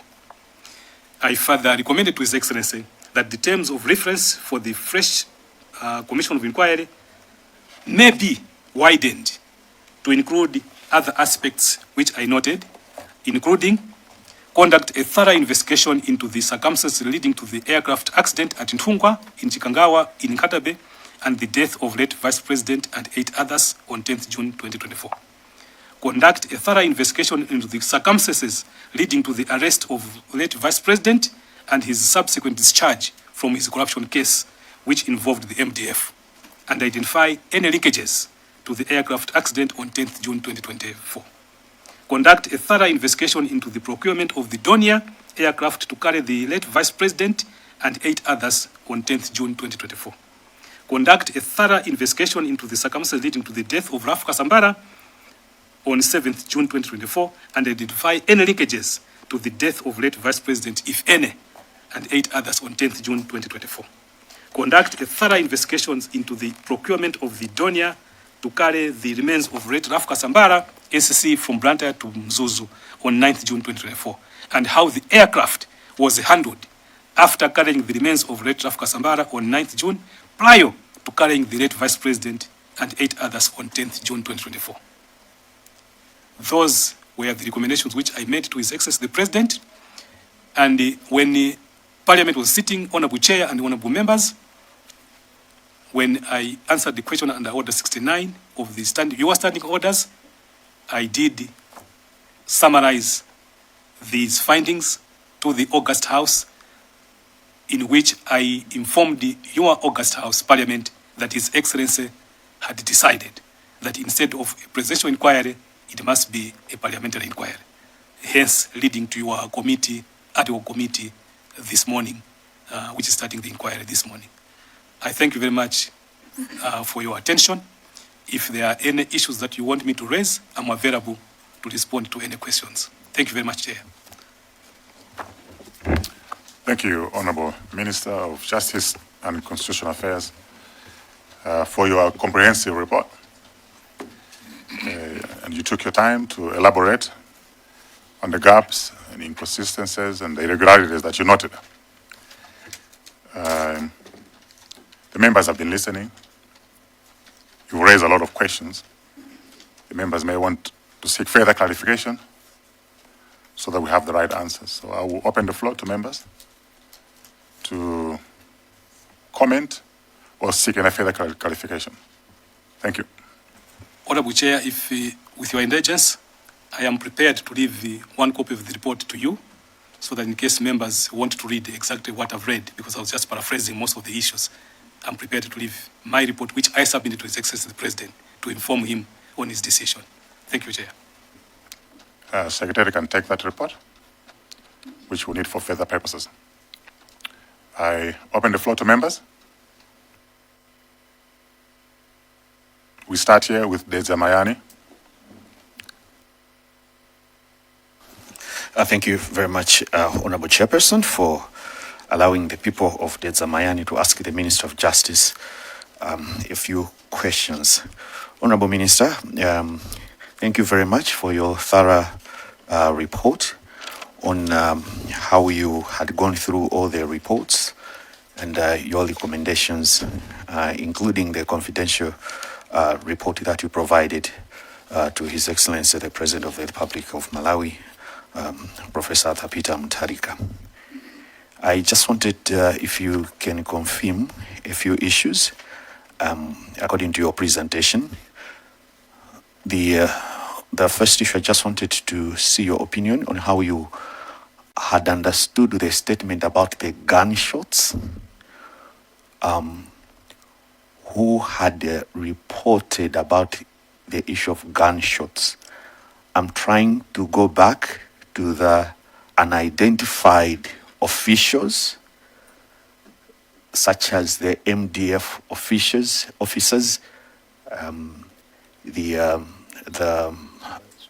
the Sawyers, and the two unidentified people. I wanted to see from your opinion, if at all in any part of the report is trying to identify the one who gave the issue about the gunshots. That's the first one. The second one, Honorable Minister of Justice and Constitutional Affairs, is from I know you are a lawyer, so you were using your legal language. I am a medical practitioner by profession. I'm a clinical officer. So sometimes I know when I'm speaking, I also say things which are medically technical in nature, and somebody asks me the question later on to say he didn't understand. So understand my laymanship in this term of legal terms. You talked about two other reports, which were one given by MDF and the Civil Aviation Authority of Malawi. And you called them that they were private or whatever. So English and law and all that being something that are a bit far from me. I just wanted you to elaborate more on what you mean by that you had whether you had access or you had no access, and under what circumstances. So if my assumption is right, that you didn't see those other reports, because that was my interpretation on your statement. So you correct me if I'm wrong. If my opinion is right, I want to know if that private confidential report by MDF, which was sent to the Commander-in-Chief at that time of the MDF, is still available to the current Commander-in-Chief, who is Professor Arthur Peter Mutharika, because of continuity of governance and state affairs. So you correct me on that one, or if the President said, I have that report, but I cannot give it to you because it was meant for the Commander-in-Chief. So I just wanted, Chair, if I could get that clarification. Otherwise, he was very elaborate enough, and we see why we are here. Thank you, Chair. Honourable Minister, you may take those two questions so that we can continue with the flow of questions. Thank you very much, Honourable Chair. let me thank the people of Desert Mayani for their questions. I think there are two faults. The issue of the gunshot, as I read in the Commission of Inquiry report, and connected with that, the issue of the identified persons at the scene of the wreckage, the first group of persons that saw the wreckage. According to the report of the Commission of Inquiry, there are unidentified persons there. And then secondly, it's not about the legal language, probably the nature in which I presented, that I was not privy to two reports, that of the civil aviation and the MDF. And as a rider to that, the issue is whether, because of continuity, the current Commander-in-Chief has got the MDF report or not. Let me deal with the first issue of gunshots and identified persons. Honorable Chairperson, if you go through the Commission of Inquiry report, it is the one which introduces the possibility of gunshots around the vicinity of the wreckage. It's not Charles Muhango who is introducing that. It is in the report. What I'm saying is that my analysis of the report of Commission of Inquiry, when it comes to that aspect, it just glossed over of that whoever said it to the Commission, and the Commission didn't bother to dive deep and zoom in to this issue of possibility of gunshots around the vicinity of the area. It could be speculation, it could be somebody excited, I wouldn't know. But in my opinion, the Commission, having heard those sentiments from their witnesses, I had expected that the Commission should have looked into that and investigated further and come to a meaningful conclusion of those allegations. That's what I'm saying. And for that reason, I thought, as Minister of Justice, I should not gloss over having read that in the Commission of Inquiry report. So I'm handing it over to your ad hoc committee chair and your members. If you so wish, it pleases you, you can investigate further, depending on your terms of reference. When it comes to unidentified persons at the scene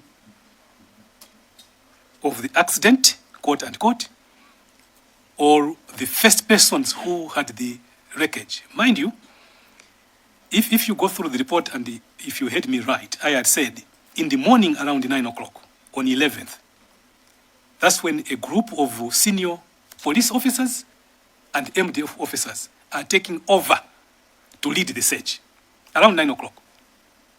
And within 2-3 hours, then the wreckage is found. The moment the senior police officers and MDF took over responsibility for the search, it was quickly, within 3 hours didn't last, the wreckage was found. But who finds the wreckage? You go to the Commission of Inquiry report, it will tell you titles of police officers, and it tells you titles of MDF officers. Then the artisans, the sawyers, 2 of them.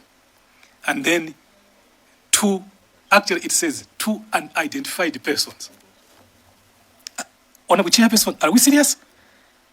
You are dealing with the aircraft investigations, and you want to convince me, to convince the people of Malawi, that you are dealing with unidentified persons and the officers' titles who first saw the wreckage, and dead bodies, not dead bodies of any simple person, a dead body of the Vice President of the citizen number 2. And you don't want to identify the people who saw the dead body? What is the reason? That's what I was saying to you, Honorable Chair and members, that it was very concerning to me as Minister of Justice that we should be reading a commission which comes up with findings that there were unidentified persons on the scene. Yes, they are mentioning the titles there of the police officers, the titles of the MDF officers, and 2 sawyers. Are these 2 sawyers not having names? Why hide them? Apart from that, 2 unidentified persons. Who are these people? And you can read the Commission of Inquiry report through and through up to the end. They will not identify these two persons. Who are these people? What is the reason for hiding their identities? In my opinion, it is a matter of grave concern to the people of Malawi, not to Charles Muhango, but to the people of Malawi about that aspect. Let me turn to the second aspect of the question from Dezamayani, the people of Dezamayani, about the two reports. I did acknowledge, and I have acknowledged, Honorable Chairperson, that in my analysis, I did inquire, so that I should have with me as much material as possible to inform me, so that I should not mislead His Excellency the President. The duty of a minister is to advise the President. I know my duties under the Constitution. Therefore, I didn't want to mislead the President. I did every effort as minister at that time. Mind you, my report, which I've just handed over, is dated 18th December 2025. It's not done today. It's dated 18th December 2025. By that time, I had concluded my findings in the limited time that I was given to advise the President. And in my efforts to come across material, I was informed that indeed there was a report by the Civil Aviation. I can say that I invited the Director General of Civil Aviation to my office, who said indeed there was a report, but it was confidential.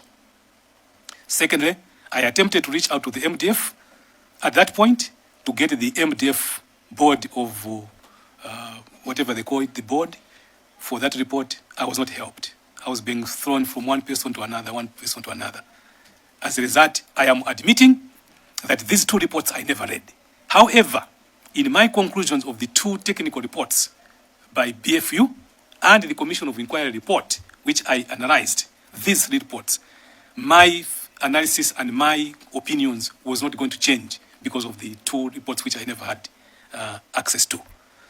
So I have not talked to His Excellency the President in terms of the continuity of government institution, whether he has got that report at his desk or not. We are talking today is 17th June 2026.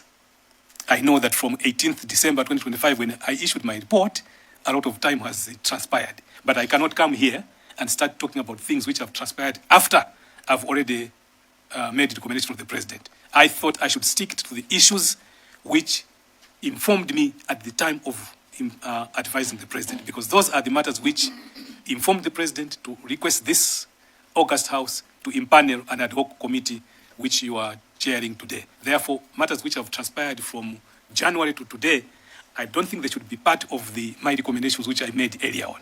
So I will not comment on whether His Excellency the President has got the MDF report or is going to change his opinion. That one I can't tell. But it's up to you as a committee. If you want to have a look at that one, you can insist and call for that report and look at it side by side with your terms of reference. Thank you, sir. Chair John Zimbai. Thank you so much, Chair, for... Chair what? Chair Zimbai. Mvai, okay. Yes. Thank you so much, Chair, for granting us, the people of Zimbai constituency, to ask a question to the Right Honorable Minister of Justice. Good afternoon, Honorable Minister of Justice. Good afternoon, Honorable. I understand and appreciate that much have been said, but just in brief, I would like to know from you what led the government of Malawi to reconsider the findings of the previous investigations. Thank you, Right Honorable Minister. We may take another question. Mwanza Central. Thank you very much, Chair. Good afternoon, Honorable Minister. You, in your recommendations, you have recommended to this committee that the inquiry should extend and look at the circumstances surrounding the death of the late Ralph Kasambala AC.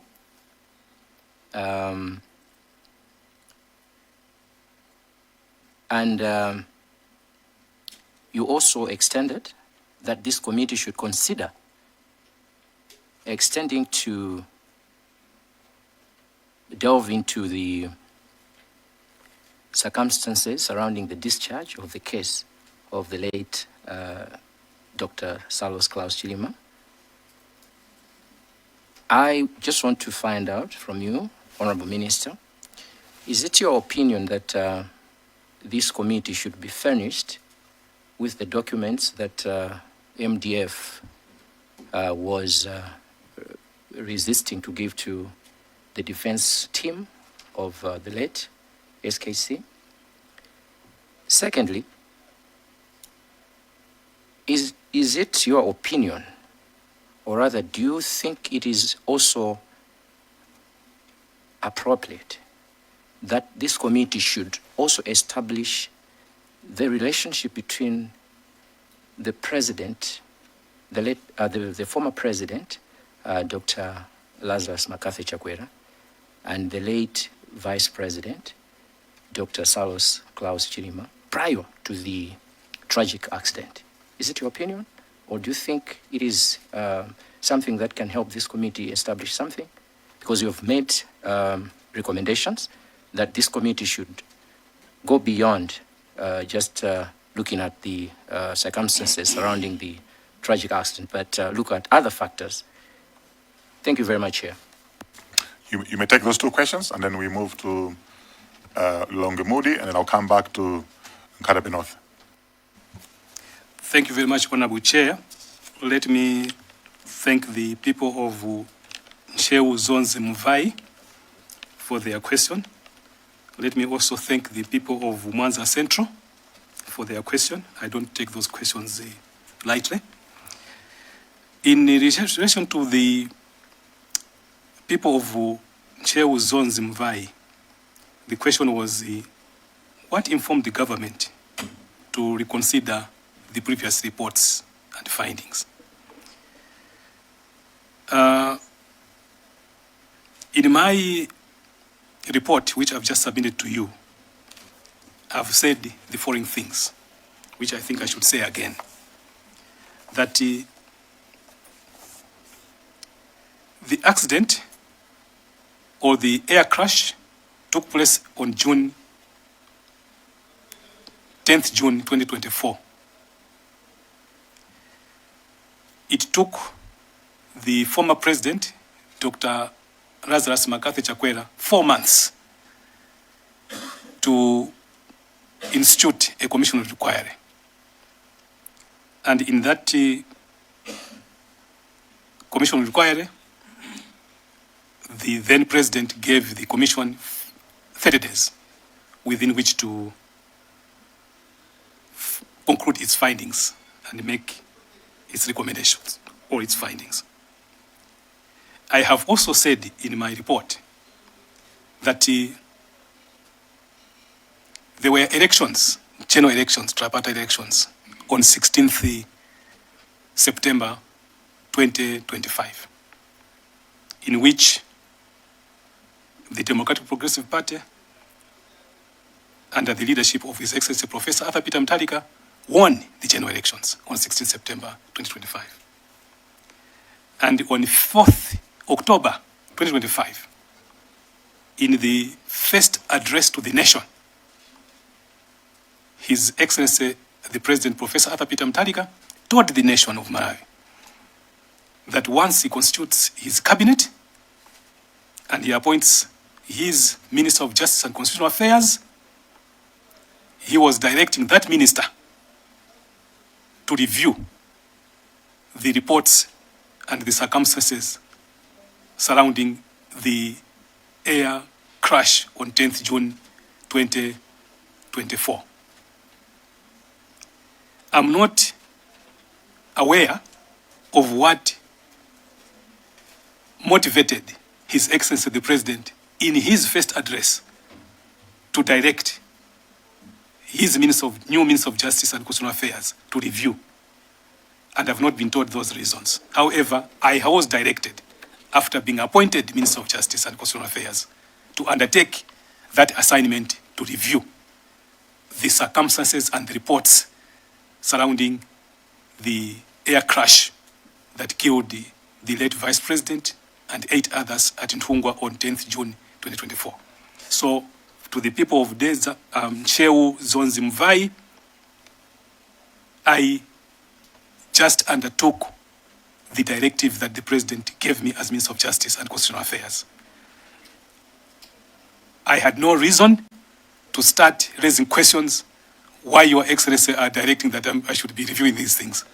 As a lawyer, as a minister who is advising the President, I undertook the task, the directive, and I went to review the reports. And my review and analysis of the reports, the outcomes are the ones which I've just highlighted to this committee this morning and this afternoon, and to His Excellency, in which I recommended that my findings are that the reports that we have on the table at the moment do not bring closure to the accident that killed the late Vice President and eight others on 10th June 2024. And there's need for more interrogation into the circumstances surrounding that air crash on 10th June 2024. Turning to the people of Mwanza Central, basically, the people of Mwanza Central are asking about my further opinions.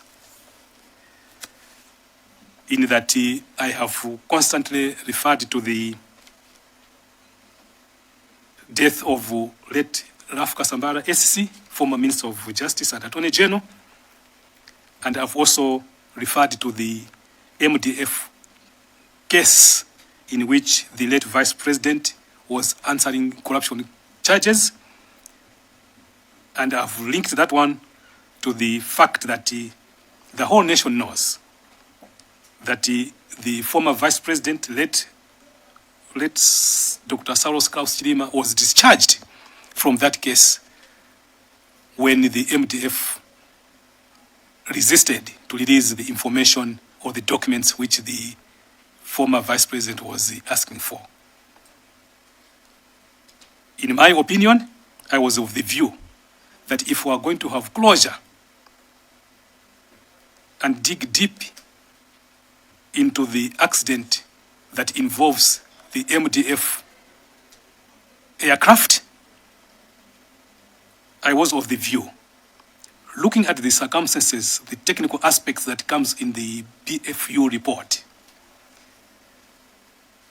One, the accident is happening when the aircraft is not being tracked by radar on those two trips from Mzuzu to Lilongwe and Lilongwe to Mzuzu. In my mind, I'm asking what could have happened?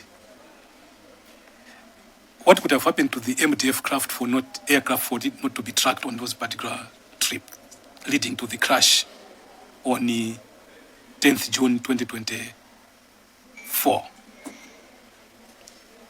Would there be possible linkages to the matters which I've raised? I have said in my report, which I've just submitted to your committee, Honorable Chair, that the circumstances of the deaths, the two deaths, if I were to call them, of late Raf Kasambara on 7th June 2024, and the deaths of the former Vice President, late Dr. Saulos Chilima, and 8 others on 10th June 2024, are happening within a period of 72 hours or so. And both of them are unceremonious deaths. Would it not be proper for the nation of Malawi to know if there are any linkages between these two deaths? That was my opinion, and this is purely an opinion that Charles Mwangu holds. I don't know the terms of your reference, Honorable Chairperson, and your committee, if they will allow you to do that. If they don't, I wouldn't insist. But that was my opinion, and I didn't want to leave what I had recommended to His Excellency the President and what I was recommending for purposes of further investigation into the air crash that happened on 10th June 2025. So if you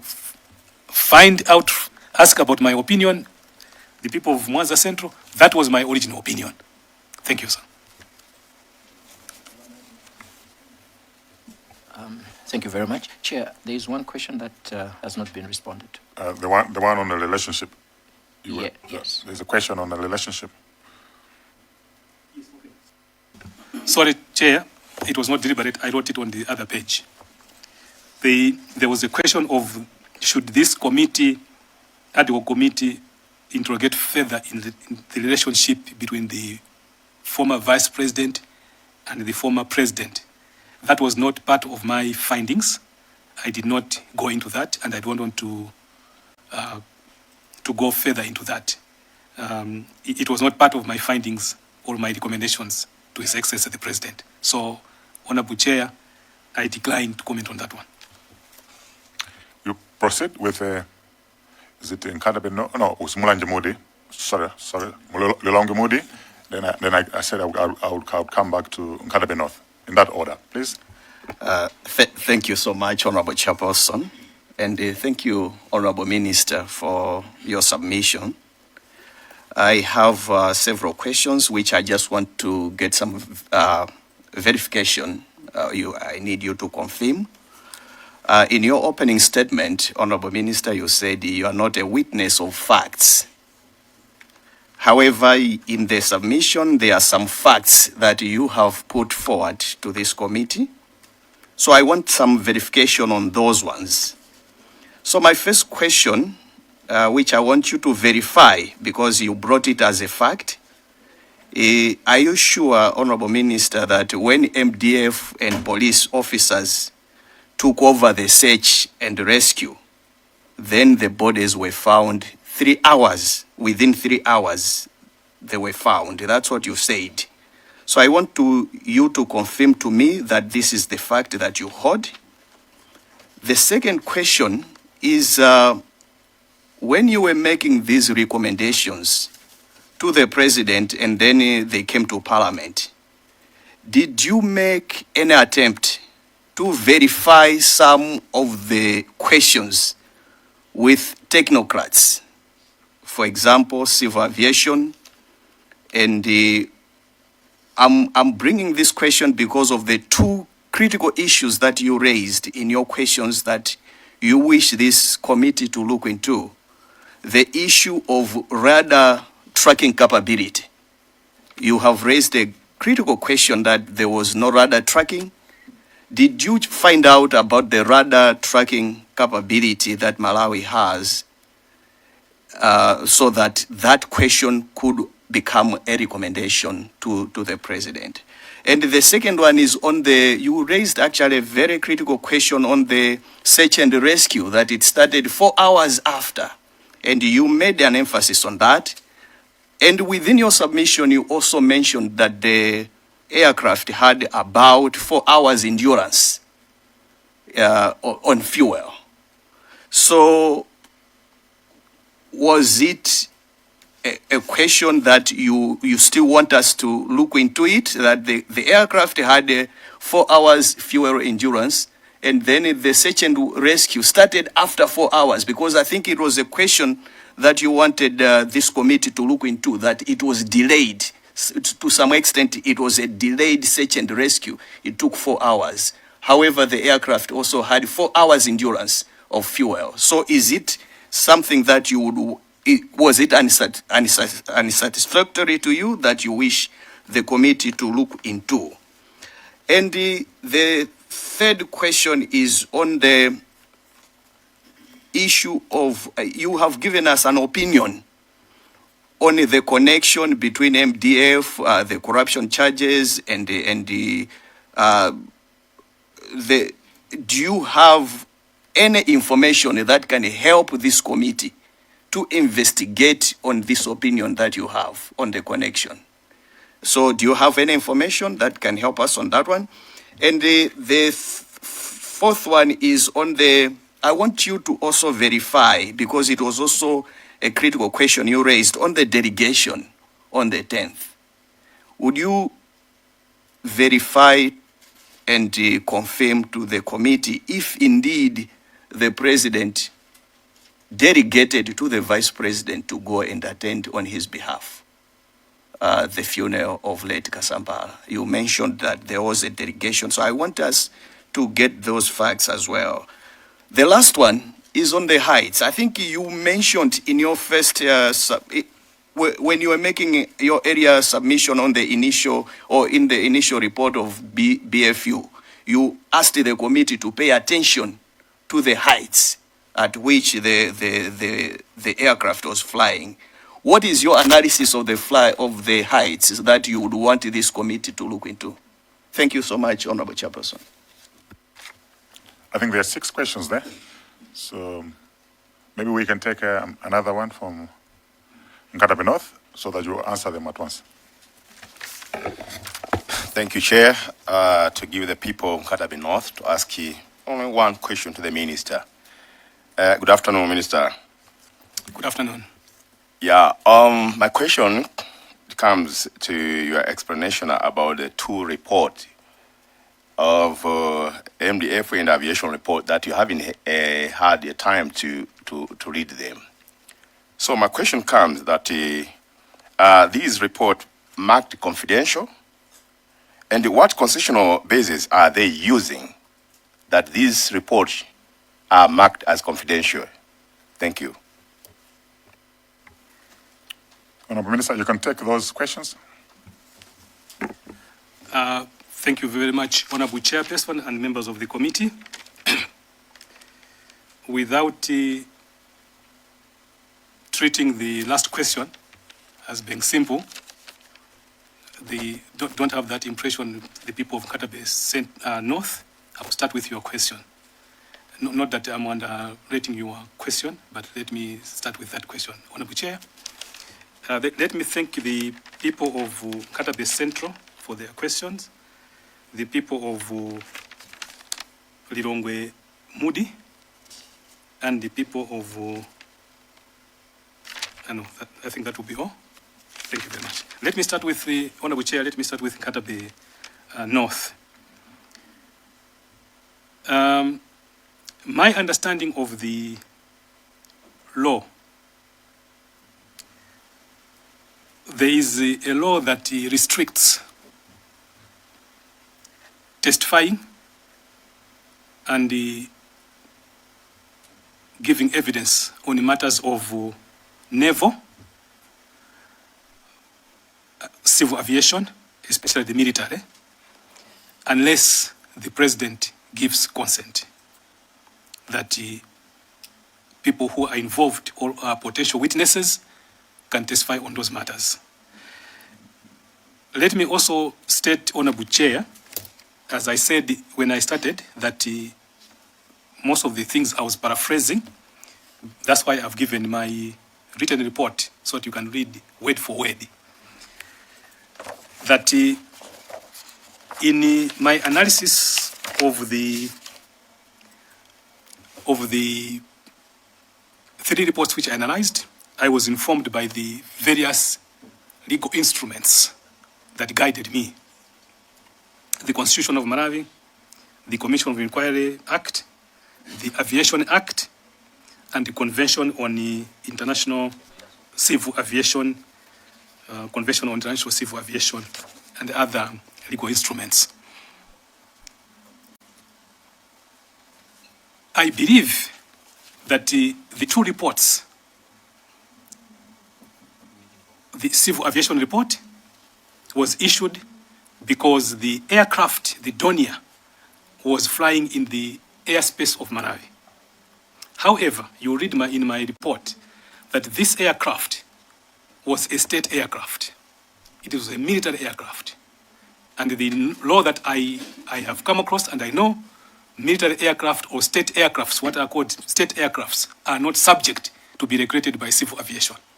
However, they operate within the space controlled by civil aviation. That's why the civil aviation is issuing its report. Otherwise, this is a military aircraft, a state aircraft, which is subject to or regulated by other laws and not necessarily civil aviation regulations.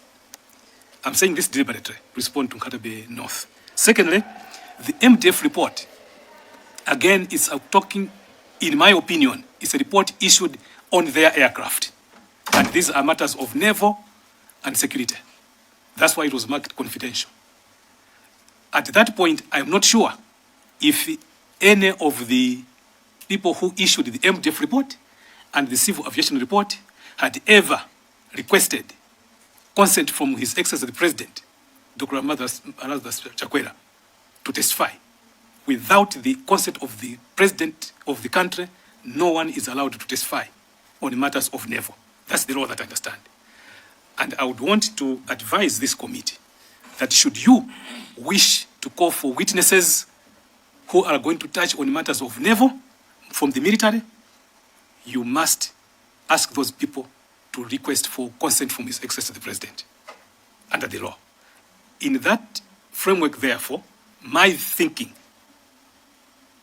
is that when state actors were resisting to provide the aviation report and MDF report, they were trying to protect themselves, that they have got no consent, probably, from the state president to testify on those matters. Therefore, they would be exposed to criminal prosecution for testifying without the consent of the president. That's my understanding.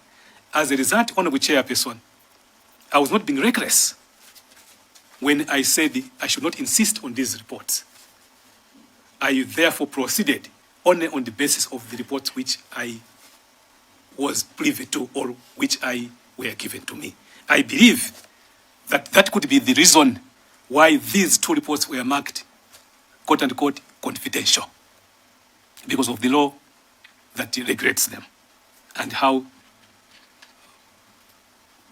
those who issue those reports can testify on those matters by law. I hope that makes its area for clearer for Katabe North. Let me turn to the people of Lilongwe Moody. Lilongwe Moody had a mouthful of questions. Thank you for those questions. I hope I will be able to tackle them one by one. Some of them were subsets of the main question. The first one was I said that I'm not a witness for facts. Yet, according to the people, understanding of the people of Lilongwe Moody, they believe that I'm stating facts. Yet I had said that I'm not a witness for facts. Let me confirm, Honorable Chair, that I'm not a witness for facts. I repeat that one, I'm not a witness for facts. However, any allusion to factual matters, I am at all times trying to quote the sources which lead me to those facts. And if you read my report, I'll be quoting pages of the various reports. I'm stating these facts on the basis of this page of the report. I'm stating these facts as a factual finding on the basis of these reports. So if wherever, Honorable Chair and members, wherever I alluded to factual matters, I'm supporting them, substantiating them with the factual findings either in the BFU or in the Commission of Inquiry report that I read. They are not facts which I can testify that I saw. I thought there should be that distinction. Whenever I'm saying, as a matter of fact, this is what happened, according to what I've read, it doesn't mean that I'm the one who saw the aircraft departing at 17 minutes or 16 minutes past 9 on 10 June 2024. It's a matter of fact which I've read, not that I saw the aircraft departing. Or when I say, as a matter of fact, they say the police, senior police officers took over the lead of the search on 9 o'clock. And then at 11:35 that morning, on 11th June, they discovered the wreckage and the bodies. It doesn't mean that I was there and I saw them taking over. I'm referring to the facts as they have been found in the various reports which I'm analyzing. I hope, Chairperson, I should be very clear on those ones. I have got no intention of misleading this committee, and I had no intention of misleading His Excellency the President on the factual matters. The factual matters that I'm alluding to are the ones which I've extracted from the various reports.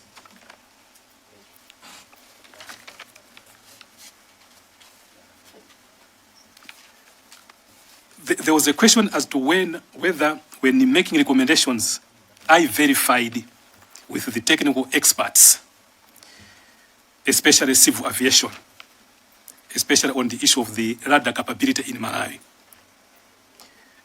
I said, Honorable Chair, that the person that I talked to before I concluded my analysis, because of the technical aspect, was the then Director General of Civil Aviation, I got into my office. We had if I go to back to my notes, I don't have the diary which I was writing that day with me here, but I had a detailed discussion with him so that I should understand the technical aspects. Because some of the things which I was reading in both the BFU report as well as the Commission of Inquiry reports, there are some technical things which I didn't know. So I had to verify, what does this mean? When you say AGL, what is AGL? When you say 20 nautical miles, what are those things? I had to understand before I advised the president. So I can confirm to you, people of Lilongwe Moody, that I attempted in my capacity as Minister of Justice, being a layperson in civil aviation matters and the naval technology, that I attempted to get to the experts who know these things. So I can verify that I attempted to seek the opinion of the expert and help of the expert for me to understand the technical aspects of these reports which I was reading. As to the truth about the heights, these ones you can get from the BFU report. That's why I said, the Honorable Chair, when I started, that the ones that I'm going to go into detail in terms of factual background is the BFU. And I never went into the factual background in the other reports, but I insisted on the BFU. It's the BFU which can give you a picture of exactly what was happening, because they're using the GPS to track the movement of the aircraft once it departed up to the point of impact. As a result, I can only verify the heights. For me, as a layperson, in my opinion, these heights were not making sense. Because at one point you find that the aircraft, for example, Honorable Chair, the aircraft is recommended to fly at around 7,000. For whatever reasons, I have got no idea. You can read for yourselves in the reports which I've submitted. It starts changing the heights, fluctuating as high as 8,600 feet above sea level. It goes down as low as 5,300 in terms of AGL, which is above ground level. Above ground level, it goes as low as 185 feet above ground level, which is, in my opinion, in my little understanding of heights, is just too close to the ground. And it doesn't make sense to me why a crew would be embarking on those maneuvers. And I said, in my opinion, that the Commission of Inquiry should have delved deeper in those kind of maneuvers and try to understand why could the crew be embarking those maneuvers. When it comes to search and rescue, yes, I have referred to certain time frames that the search and rescue started about 4 hours after departure. Mind you, these facts, honorable members for Lilongwe Moody, they are not facts that I am creating. They are facts which are in the Commission of Inquiry report. It's very detailed in terms of the search and rescue. The BFU report does not really talk much about the search and rescue. It's the Commission of Inquiry report which details the launch, initiation, and closure of the search and rescue mission. And it says that the search and rescue started around 11:35. Or if my facts are correct, since I've handed over the report, but from my reading, it starts about 4 hours after the aircraft has departed. I'm insisting on that one. The search and rescue is starting 4 hours after the aircraft has departed. Yet, that aircraft, according to what I've read, had endurance for fuel for about 4 hours only, not more than that. Whoever was in control at that time, whoever was making these decisions at any level, where did they expect this aircraft to be? To be in the air? Are you sure it should be in the air 4 hours, yet it had the fuel endurance for 4 hours? Those are the questions which I'm raising, that when the Commission of Inquiry was making its investigations, in interrogating the witnesses, I believe that they should have gone deeper to understand these aspects of this accident, of this crash, and not just gloss over certain factors or certain facts. There was a question about the opinion on the MDF and you called the corruption charges and the any information that I may have as Minister of Justice.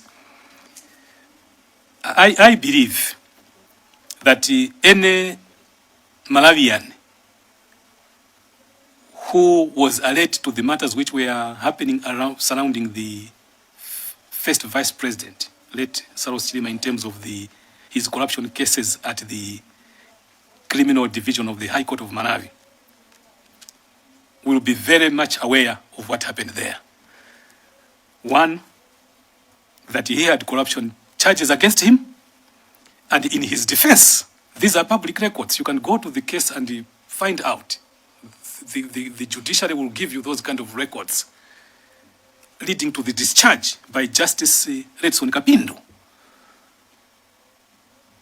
That in his defense, the late Vice President said, I can't defend myself unless you give me documents from the MDF. And the MDF was saying, we cannot give you these things. These are matters of national security. And the case had ended up in a discharge. In my opinion, I'm saying,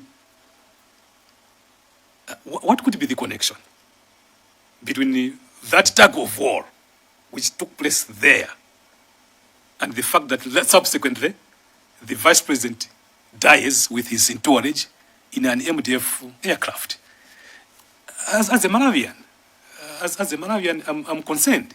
I thought that the Commission of Inquiry, any sensible Commission of Inquiry, should be able to be alert to those facts and deal with them conclusively. In the question of delegation, the delegation that happened on your honorable member for Lilongwe Mudi and your constituents, you need to take time to go to the Commission of Inquiry report on the delegation. It's very detailed. There was a bit of confusion. If you read the report as to who was going to represent the former president, Dr. Lazarus McCarthy Chakwera, at the funeral of Red Graf Kasambara. Mind you, the Vice President had just arrived from a foreign trip, was in South Korea, somewhere there. You go through the report, and there was a bit of confusion until late in the night, if not in the morning on the 10th, when it was resolved. I think the then SPC testified to the Commission of Inquiry on the delegation. Pay particular attention to what the then SPC, Madam Colleen Zamba, said to the Commission on the delegation. At first, the impression given was the Vice President, and from the party structures in MCP, they thought it was the Vice President for the party, not the Vice President of the country. You see, you read it very clear there. And then later it was clarified that no. His Excellency wants the Vice President of the country, not the Vice President of the party, which was then, I think, Honorable Harem Kandavire or somebody else in the north. Is that okay? So there's that kind of, but conclusively, the report of the Commission of Inquiry concluded that actually the senior government official delegated by His Excellency the President finally was the Vice President. And because of that, there was a directive that the aircraft should come from Zuzu and pick him from here with his entourage to go to Nkatabe to represent. So in my in my analysis of the report, the mourners on 10th June 2024 at Nkatabe, they were waiting for the state Vice President to be the delegate of His Excellency, the former president, at that funeral. Nobody else. And I am saying that if you look at the delegation and what happens at 10 o'clock at Nkatabe, then you raise questions. You are expecting the whole Vice President of the country, who is representing the president, at this funeral, who is supposed to arrive in Mzuzu at Mzuzu Airport at 2 minutes past 10, and is supposed to drive from Mzuzu to Nkatabe, a minimum, in my opinion, of 35 minutes. Why should somebody at that funeral, a senior government official, whoever it was, telling the mourners at 10 o'clock that the vice president has been delayed? Therefore, let's start this funeral ceremony. To me, Honorable Chair, it doesn't make sense on the delegation aspect. Therefore, I'm saying investigate further. What could have happened? Mind you, if you go to the BFU report, interim as well as the final report, the aircraft is impacting the ground at 16 minutes past 10. Yet at 10 o'clock, somebody has already declared that the president will not arrive. The vice president will not arrive. Let's start this funeral. This is coming from the Commission on Inquiry report, nowhere else. And as Minister of Justice, you want me to have a look at that and gloss over it? I don't think so. So in terms of delegation, the people of Lilongwe Mudi, that's why I came to the conclusion and recommendation to His Excellency the President that these are matters which should be investigated further. I think I've already commented. Honourable Minister, I think you've thank you very much. Attempted to answer most of the questions. Thank you. And the Chair, I just want to confirm that I've read all the reports as well. Fantastic. Thank you. Fantastic. I think what the Honourable Minister has done is to raise issues that need our verification. He's bringing the issues to us as a committee, that as we are investigating this matter, carrying out a fresh inquiry, we must look into these facts. Some of them are opinions, some are facts from the reports that were made, but it's up to us to verify those. Okay? So I think it's something worth considering. I'm tempted to close because we don't have much time, but I will ask Dowa Kasangazi to comment. Thank you very much, Chair, for giving the people of Dowa Kasangazi a chance to ask the Honourable Minister here some questions. But before I ask my questions, Honourable Chair, I have two important declarations to make. Number one, I know the Honourable Minister here as one of my former lecturers in law at Chancellor College and Dean of Law. And the second declaration that I would like to make, Honourable Chair, is that on the 10th day of June 2024, I attended the funeral of the late Raf Kasambala SCC as my professional colleague and mentor in Nkatabe. I have two questions to put to the Honourable Minister. But before that, I have a supplementary question to the question that was asked by Lilongwe Mude regarding the wait to start the search and rescue mission of 4 hours. Honourable Minister, since the plane had fuel endurance of 4 hours from the time it departed, was it not justifiable that the decision makers should wait until those 4 hours elapse before they could start the rescue mission? That's the first question. The second question, in your presentation, and I think you have repeated when you were answering questions, you made mention of the fact that there is a part in the Commission of Inquiry report which indicates that the funeral ceremony of the late Raf Kasambala commenced exactly at 10 a.m. I would like to request you, Honourable Minister, to indicate to us which part of that report has that information and which official, was it the Roman Catholic official or the government official who directed that the funeral ceremony should commence? The last question that I have for you, Honourable Minister, is regarding the mandate of this committee. If my memory serves me right, it is you, Honourable Minister, who moved the National Assembly to pass a resolution that gave birth to this committee. And if you remember correctly, you will notice that the mandate that this committee was given does not cover the death of the former Attorney General and the Minister of Justice, Honorable Laf Kasambala, ACC. Are you of the view that you are going to go back to the National Assembly and move it to amend the mandate that this committee was given so that it covers the death of Honorable Kasambala, ACC? Thank you very much. Kasungu North, and then we call it a day.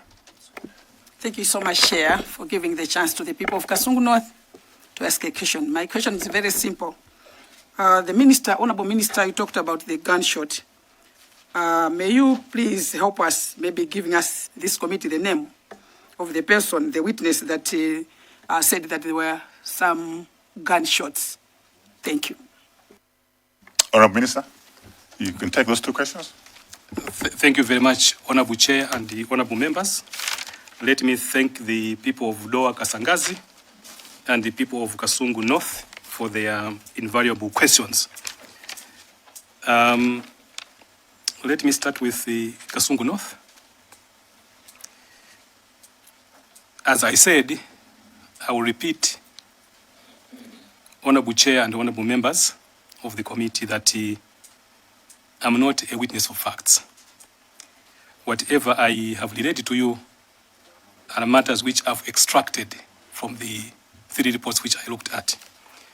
I therefore invite all members to take time to have a look at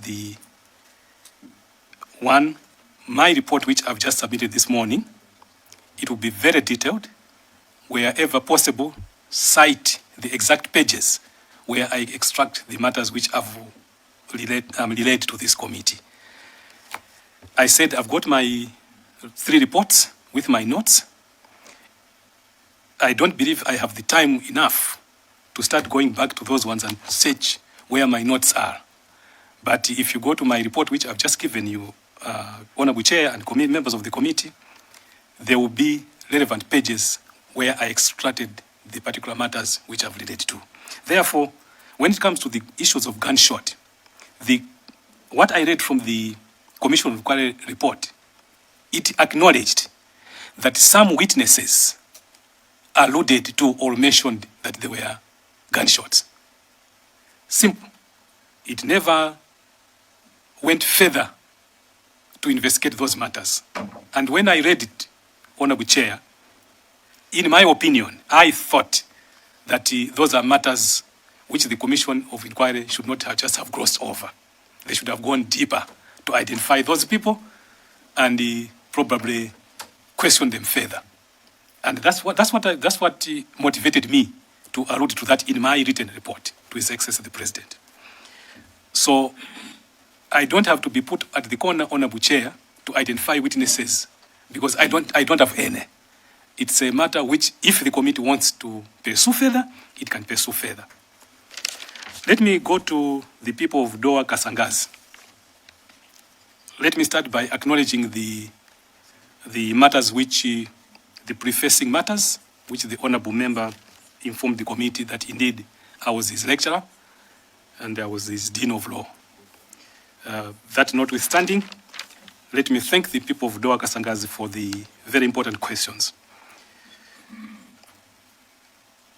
It is very possible that it was justifiable that the government officials should wait for 4 hours before commencing the search and rescue on the basis that the plane had 4 hours endurance. It is justifiable. However, the question that I was raising and I've raised in my recommendations are that after 4 hours, where do you expect this aircraft to be? Where do you expect this aircraft to be? I thought that those are matters which the Commission of Inquiry should have looked at deeply. So I may agree with the people of Doa Kasangazi that yes, it was justifiable. Since the aircraft had 4 hours fuel, why not wait until the 4 hours last before you go on the ground and searching? Because otherwise it would be in the air. Probably it's justifiable. But in my opinion, Honorable Chair, I think the moment the aircraft does not land at the point of expected landing time, that should have triggered a sense of urgency. It's carrying the vice president of the country. It has not landed. Do you really want to wait without triggering search and rescue? Those are questions which were bothering me in my mind as your Minister of Justice. Yes, I agree with the people of Lower Kasangazi that indeed I moved Parliament when I was asked under Standing Order 69. But when I moved the Parliament under Standing Order 69, it was upon getting the feedback from His Excellency the President on my report. His Excellency the President had made two directions. Number one, that he agreed with me that a fresh inquiry should be conducted. Secondly, that this fresh inquiry should not be a presidential, by way of a presidential commission. It should be by a parliamentary commission of inquiry. Those were the two directives. On terms of reference to be agreed upon or to be agreed upon by the committee. I am not here to change the course of direction that your committee, Honorable Chair, has taken.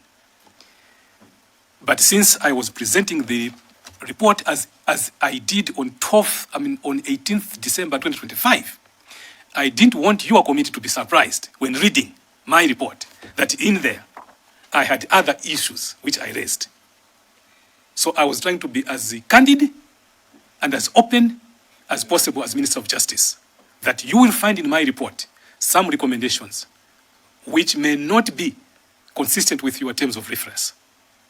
And when I'm presenting those ones, it doesn't mean that I have any intention of going back to Parliament and to move the Parliament to amend its terms of reference. That's not my intention. Thank you very much, Honorable Chair. So I will take one question from Planter Malabade, Nyambadwe, Nirande, and then a last one from the Vice Chair, Zomba City South. Thank you very much, Honorable Chairperson. My question is that this Blantyre Malabada constituency. Malabada. That's correct. My question reference says what the minister said. He had sought access to the reports from the MDF as well as the civil aviation. And he also mentioned that legally the MDF and the civil aviation were not at liberty to hand over those reports. However, he also mentioned that the president, if given the consent, would compel the MDF as well as the civil aviation to surrender those reports. I would like to find out from the minister why he did not take that route to seek consent from the president, as well as being a lawyer, why did you not go before the courts to compel the MDF as well as the civil aviation to surrender those reports? Thank you. Zomba City South. Thank you so much, Chair. And I should also thank the Honorable Minister of Justice for presenting so thoroughly. And I think you have taken away, if there are any doubts or misunderstandings as to why the committee is here out there, people I think are now clear why the committee is here.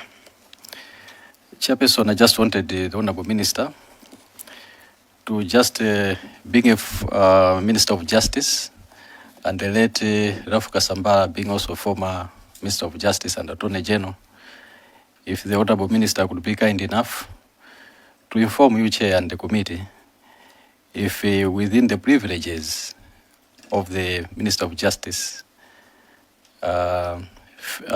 provision of estate craft in the case of a funeral is also part of the privileges. Chair, I submit. Honorable Minister, you can take those two last questions and then we'll wind up. Thank you very much, Honorable Chair and members of the committee.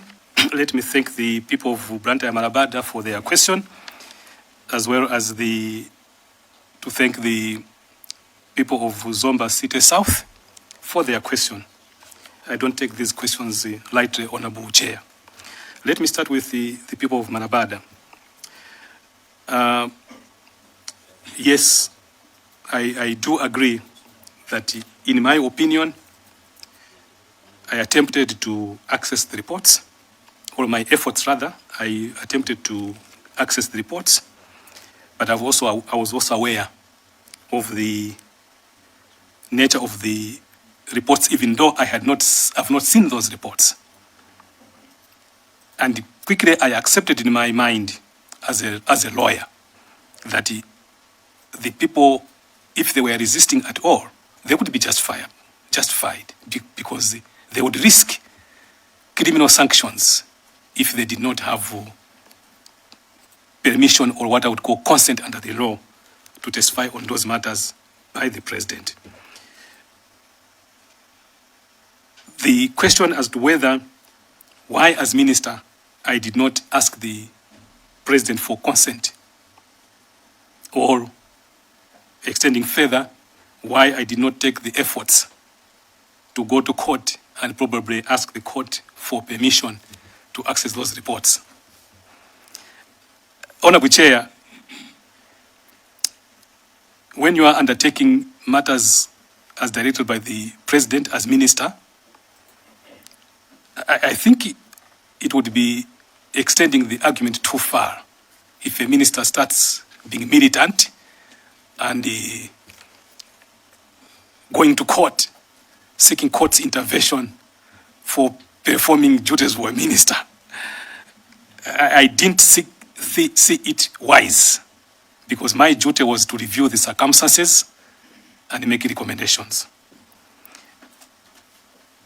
And I was not an inquirer. I think I should repeat that one. I did not believe that when the president, His Excellency the President, tasked me or directed me to review the various reports or matters surrounding the plane crash on 10th June 2024, then I became an inquirer. I became a commission. I became an adjudicator who should be calling witnesses, who should seek consent from the president to testify before me. I should not give that impression to this committee that I had those kind of powers. And up to now, I don't have those powers. However, Honorable Chairperson and your committee, you as an inquirer have got those powers. You can go to the respective potential witnesses on matters of naval, and if you want them to testify, your committee can ask them to seek consent from the president because you want to hear their side of the story.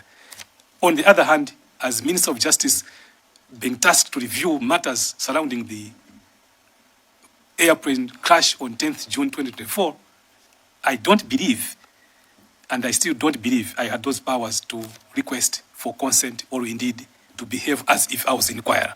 Therefore, I was satisfied with what I read and what I analyzed. And I believed, and I've said it in my report, that whatever material I didn't have would not have changed my opinion on these three reports. And I insist today, it will not change my opinion on those reports and my recommendation. Thank you very much, Chair. Zomba City South asked, I think, on the state protocol for according state funeral to a minister or former minister or indeed Attorney General. Let me say that when you go to the report of the Commission of Inquiry, Honorable Chairperson and your members, you will see a detailed discussion on why the government that time resolved that Honorable Raf Kasambara should receive state funeral. According to my understanding, my reading of the report, it was necessary to do that because the late Raf Kasambara had been convicted of attempted murder and his appeal had not yet been resolved. Therefore, he had on his head a live conviction. That's why they went into that discussion as to whether to accord him state funeral or not. And the government then resolved that nevertheless, let's accord him a state funeral. Otherwise, my understanding of the state protocol for state funeral are that any former minister of the government of Malawi is entitled to a state funeral. But for this, not Attorney General, but former minister, and the Honorable late Ralph Kasambala had served in both capacities as the Minister of Justice as well as the Attorney General, and combined both positions of Attorney General and Minister of Justice at one point. Therefore, minus the conviction in the criminal case that he had, he was entitled to state funeral. But because of the conviction, probably that's why the government went into a discussion and finally resolved that it should be accorded state funeral. I believe that's what you're going to find in the Commission of Inquiry report. Thank you very much, Honorable Chair. If there's any question which I didn't answer, remind me so that I should deal with them. Thank you very much, Chair. No, thank you, Honorable Minister of Justice and Constitutional Affairs. I think you've taken time to respond to all the questions that we raised with you. We've had an extensive discussion, examination with you, which has been very informative. You've raised a lot of proposals and recommendations to the committee. We will digest, those recommendations that have been made for consideration. Very good points you have raised, eye-openers. Some of us didn't know some of those insights, so it was worth having you as our first witness. And we look forward to continued collaboration on this journey. And you may take leave, and I know you must be thirsty by now. You didn't touch your bottle of water. Yeah, but pleasure, listening to you, the wisdom that you've got. You may have a final comments you want to make before you take leave. Thank you very much, Honorable Chairperson.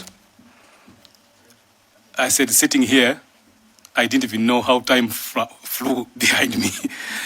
I didn't even know that in front of me there was a pot of water. I'm seeing it now because you've mentioned it.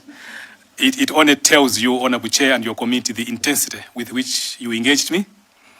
And I hope that you will continue with the same kind of intensity, focus, and the resolution to come to the conclusion of the matters so that the nation of Malawi can come to a closure of this matter. Let me say clearly here, and probably declare my interest as well, that I'm a lawyer. I'm a lawyer by profession, and that in my recommendations, in my statement, I have tackled issues which involved a former lawyer and a former Minister of Justice and Attorney General, late Ralph Kasambala. Let me say clearly that I was not motivated by any personal connections to anybody in this matter.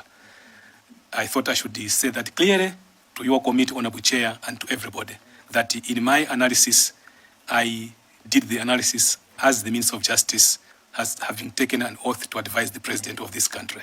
Thank you very much, Chair. Otherwise, I thank you very much for your consideration and inviting me. I hope the information I've given will help your committee moving forward from here onwards. Thank you very much, Chair. And thank you for the bottle of water. Thank you, Honorable Minister, for your valuable advice once again, and insights that you have shared. You've given us a lot of homework and food for thought. So, it's something that we will ponder and look into. So, as I said, it was worth your time. You may take leave. Thank you very much, Chair.